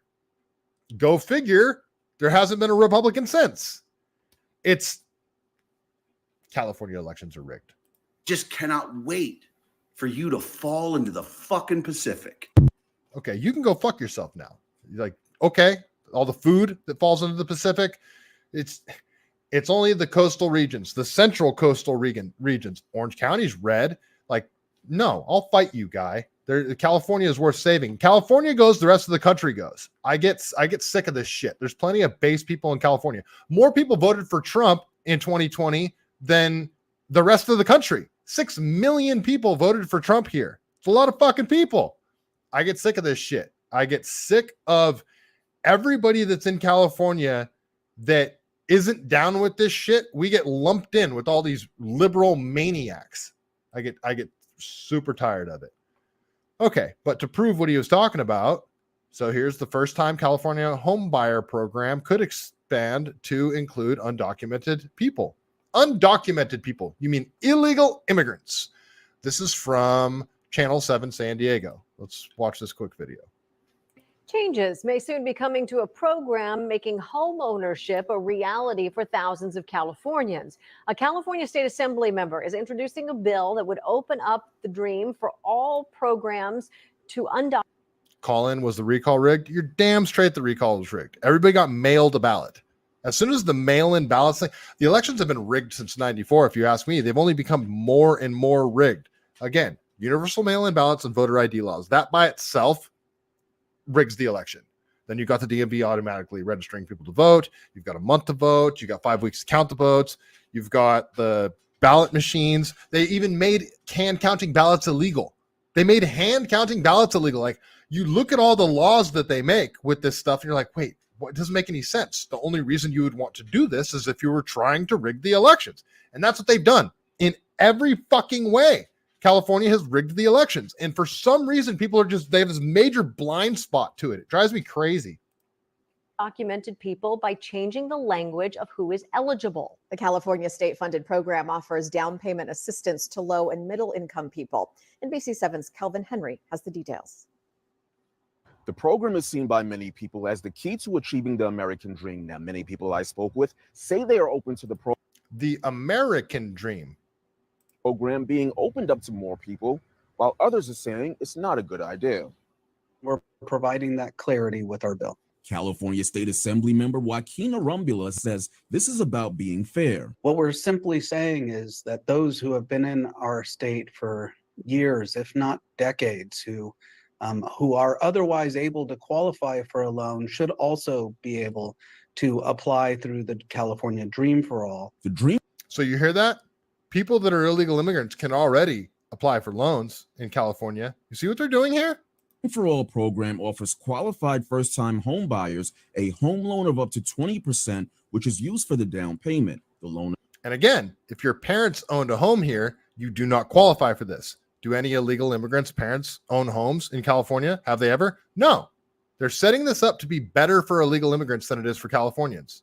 Is a non-interest loan and does not require monthly payments. Melanie Sanchez is from Mexico and she's seeking asylum in the U.S. Did you hear that last part? Does not require repayments. Listen to that. A home loan of up to 20%, which is used for the down payment. The loan is a non-interest loan and does not require monthly payments. The loan is a non-interest loan and does not require monthly payments. Oh, you mean it's a grant? They're giving the money away. That's what they said there. But if your parents own a home, you're not eligible. If you're an illegal immigrant, though, you're eligible. Melanie Sanchez is from Mexico and she's seeking asylum in the U.S. She's seeking asylum. Okay, let's listen to her American dream. When asked, will this help? And look, they show to gain sympathy for this, they show a woman, an illegal immigrant that's here holding a baby to gain your sympathy. They don't show the child rapist. Says a lot. The truth is it would help a lot. lot. She's crying. Yes. San Diego County Supervisor Jim Desmond says this is not a good idea. We have a huge housing crisis in California, and anything we can do to get people into housing, I think we need to do. However, we should help our own first. We got this next generation of people, growing up, can't afford a house. Next generation people growing up. I'm 40. I'm freaking 40. I want to own a home. My sister's 42. Sorry, Danny. She wants to own a home. No, this shit's insane. Got two kids who are in their early 30s, and most of their friends do not own houses. Opportunity, huge opportunity. Realtor Destiny Roxas says she disagrees. I think it's a really great opportunity. I mean, if anything, non-U.S. citizens can already buy homes. That's not an issue. Huh? You guys hear that? Oh, it's a great opportunity. Non-U.S. citizens could already buy homes. Yeah, well, we got a problem with that too, you crazy lady. What the hell is going on? Non-U.S. citizens, illegal immigrants can buy homes in California. You heard it here. We have a lot of foreign nationals that come in and purchase. There's a bunch of different programs that are available already. So this is just So fuck it. It's already fucked up. Let's just make it way more fucked up. Kind of adding on to what's already there. Again, they have to be, 2-year job history. They have to go through all of the qualification process with getting a mortgage loan. And Destiny says we need more programs that help people achieve the American dream. We need more programs that help illegal immigrants achieve the American dream, not Californians that have been struggling and grinding all their lives and have just had home ownership slightly out of reach all the time because of state policies. All of the housing prices in California are artificially inflated because of building regulations. People can't just go buy land and build a house. Like, wouldn't that be nice? Just buy some land and build a house? Nah, can't do that in California. You got to be a big giant developer that puts money in the right politicians' pockets in order to buy a plot of land. And then you're going to cram a bunch of cookie cutters, shittily made houses into that area as possible. American dream. I think if anything, we need to do a lot more of this. We need to expand it as much as possible. I would love to see more affordable housing being built. And then they do that. They say affordable housing. All this is going to do is make housing more expensive for Californians, just not for illegal immigrants. This bitch is either psycho or she's lying or she's just straight up stupid. I'm going to stop talking now. California State Assembly member Joaquin Arambula says the state assembly has until September passing his bill, which changes the language of who is eligible. If passed and signed by the governor, it'll go into effect in 2025. Kelvin Henry, NBC7. The application process for the program as it stands opens in April this year. It will now be a lottery system. Last year, it was on a first-come, first-served basis. The California Housing Finance Agency says the first phase of the program helped more than 2,000 people buy a home. How much you want to bet that lottery system's going to be rigged? Who do you think is going to get? Who do you think those are just going to be hand-picked, or do you think it's going to be a real lottery system? Very curious. Keep going here. Sorry, I'm trying to figure out how to close this. Come May 3rd. Okay, there we go. Oh, it's so freaking frustrating. Unbelievably frustrating. It's beyond frustrating. It's infuriating. Colin, don't laugh at me. I get worked up here. Oh, you're not laughing at me. Where's the I think you said, where's the money coming from? Not knee. Yeah, I think that's what you meant, C-Rod. Oh, Colin, you are laughing at me, aren't you? My son's out of state and he wants to come back but cannot. I miss him bad with no end in sight. I'm sorry, man. I get it. Like, people can't, once you leave, that's the thing too. Once you leave, you can't come back. It's like impossible to come back because everything's so much more expensive here and you have to save up money. Unless you're rich and you go somewhere and you have like a lot of money, that's the only way you can actually come back here. It's one of the reasons why I don't want to leave, because I know I won't be able to come back. B1800, California will go whichever way the ballot stuffers choose. Exactly. Somebody that gets it. The guys, that guy's called the older millennial. His ass, he is an ass clown. I'm an older millennial, dude. Like, I was born in 83. I'm technically a millennial. Millennials started in 81. That's the first year of millennials. He has points occasionally. Wait, who are you talking about here? Yeah, RGS. We talk about this all the time.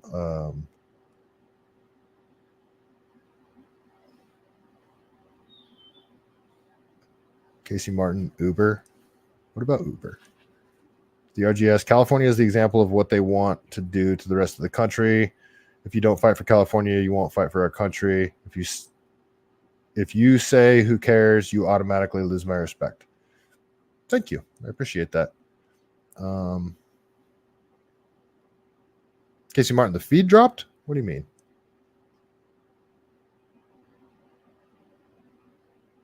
Yes, V1800. The loan is paid back if the property is sold. Yes, that's correct. But yeah, and until they change that law. Casey Martin, what do you mean the feed dropped?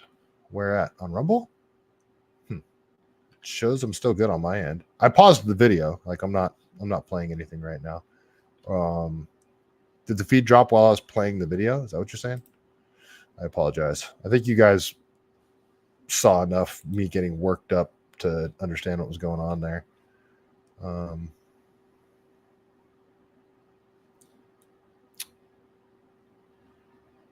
Okay. Just like another article that I wanted to read, but I don't think I have time to read it. So, oh geez, I'm already over. Damn it. There's more stuff I wanted to get through. Well, these are our gas prices here in California, just so you guys know. So in my town here in Scotts Valley, this was just like a week ago, and everybody says it's Shell, it's the most expensive gas. You go down the street, it's maybe 10 cents cheaper, $5.79 a gallon. For the expensive stuff for 92, it's $6.19 a gallon, more than diesel. Yeah, it's absolutely insane. And then this is one of the insanely expensive gas stations over near Big Sur, where there isn't another gas station for like 40 miles. $9.29 for 87. $9.29 a gallon. That's like you're paying a $2 premium at that gas station.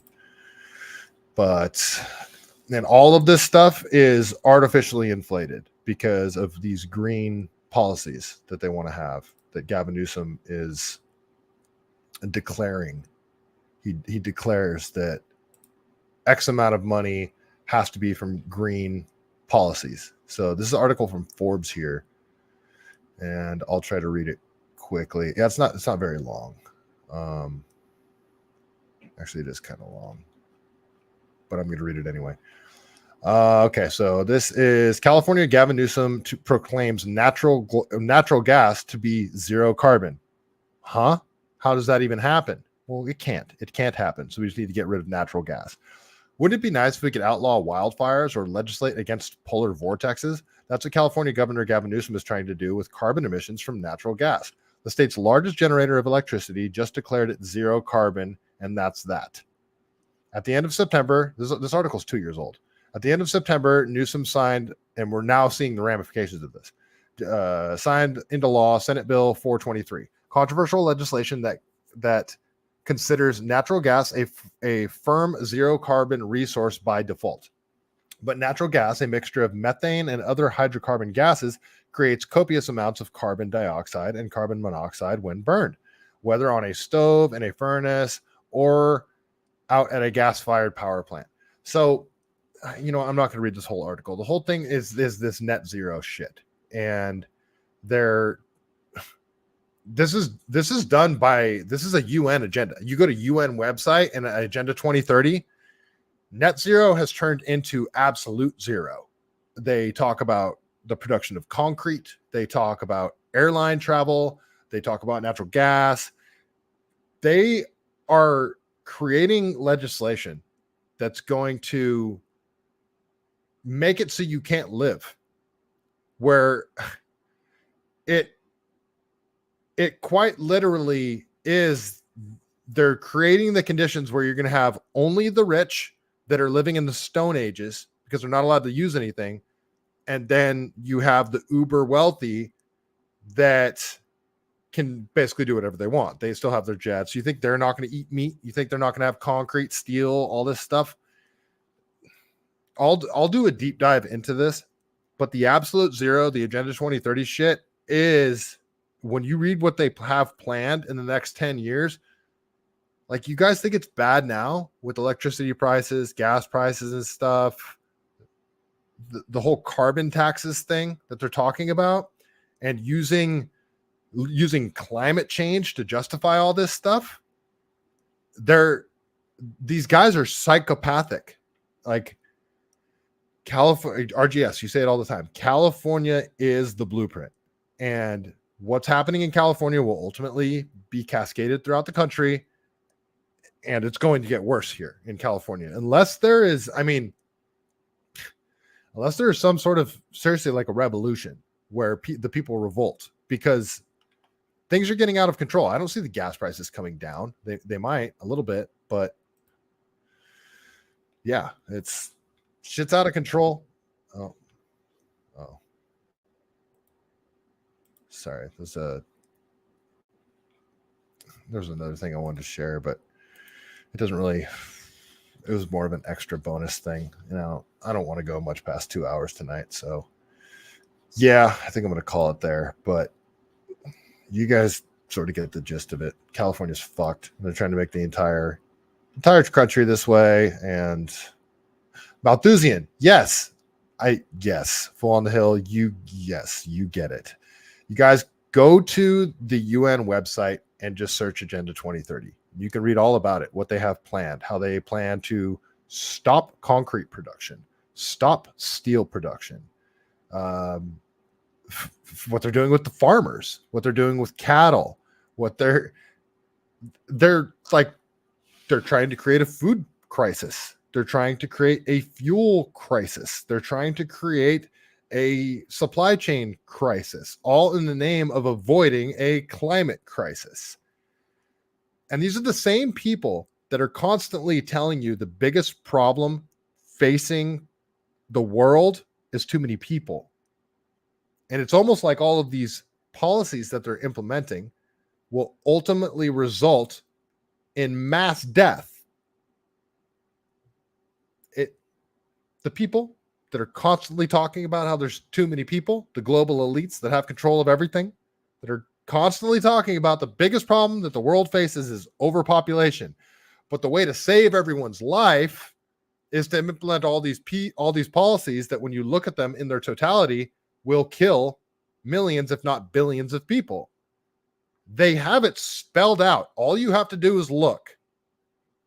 The shit that they have planned is insidious, it's insane, and it's starting here in California and different parts of the world. It's insane. The Great Leap Forward, I already know by your name that you get it. If your name is the Great Leap Forward. So would you share here? I'm curious what you shared there. Maybe DM it to me. All right. Oh, the green leap forward. Okay, yeah, this sounds interesting. Can you DM that to me? I don't see. I can't click on links in the chat. So yeah, if you could DM that to me, I'd love to read that. James Lindsay talks about this stuff all the time, but you can go to the UN's website and just look at Agenda 2030. It's fucking insane what they have planned. It's insane, and it's all starting here in California. There's so many problems in California. Everything that they do is the exact opposite of what they say is happening. It's all right. Now I'm just sort of ranting. So I'm trying to get too black pilled before I get off the show tonight. But yeah, that is where I'm going to cut it this evening. I don't want to do a 3-hour show again tonight. I don't think I want to make each show 3 hours. So I might, though. And I'm not positive I'm going to be back here tomorrow night. If I am, it'll be a late night show. So I'm not even going to say that I'm doing a show. If I'm back here tomorrow night. Oh, Green Leap Forward, your name. Sorry. Yes. James Lindsay is all over this stuff. I'm hoping that I get to meet him soon. There's actually something I have in the works. Actually, the person I'm going to meet, I have a meeting tomorrow night. That's why I'm not going to be doing a show tomorrow night. If I do, it'll be a late night show that starts around 8, maybe even 8:30. Danger, stock up on food and ammo. I would even say have your own garden, like grow food, get chickens. I think that's the best, your best bet. Danger, I know your living situation is a little bit different than mine. I rent, so I'm kind of fucked unless I just say, like, screw you, landlord, I live here now, which I could have done the last 4 years. I could have just lived here rent free and told him to go F himself, but I kept paying rent because I'm not an evil person and I didn't want to just completely screw over my landlord. So I kept paying rent, but I easily could have. Remember, they had the rent moratorium. You just didn't have to pay rent because of California law. He couldn't have evicted me if I just told him I'm not paying rent. I could have just told my landlord to shove it. I didn't do that. So I'm hoping that if shit hits the fan that, yeah, I'll just end up staying here, and I want to build a chicken coop and grow a garden. If that's the case, I mean, if I had a chicken coop and a garden and my rifle and some ammo, I know where deer are. Other people know where deer are too, but I also, we got the river that's all contaminated, but we have steelhead trout. There's crawfish in there. I know all of the edible plants that grow in the Santa Cruz Mountains. I could survive here.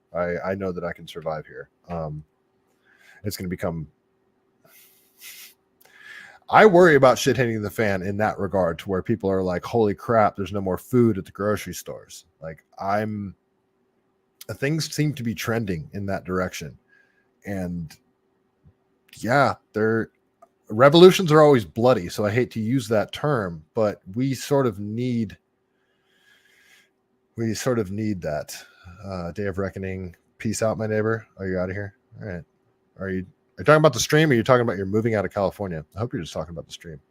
All right. Full on the Hill. Thanks for staying up. All right. Yeah. Good to see all you guys. All right. That is all I'm going to do for tonight.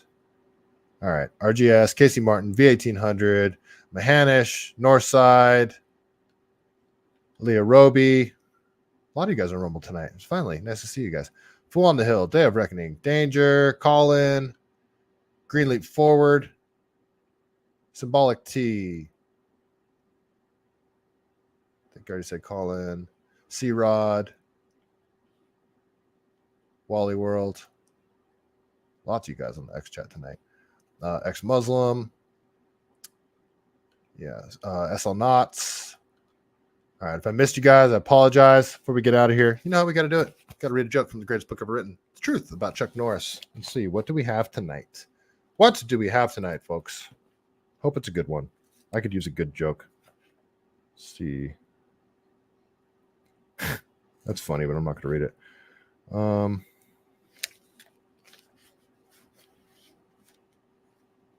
Okay, I'm going to read a longer joke. I haven't read this. I haven't proofread this to see if it's a good one, but here we go. Chuck Norris, joke of the evening. All right, here it is.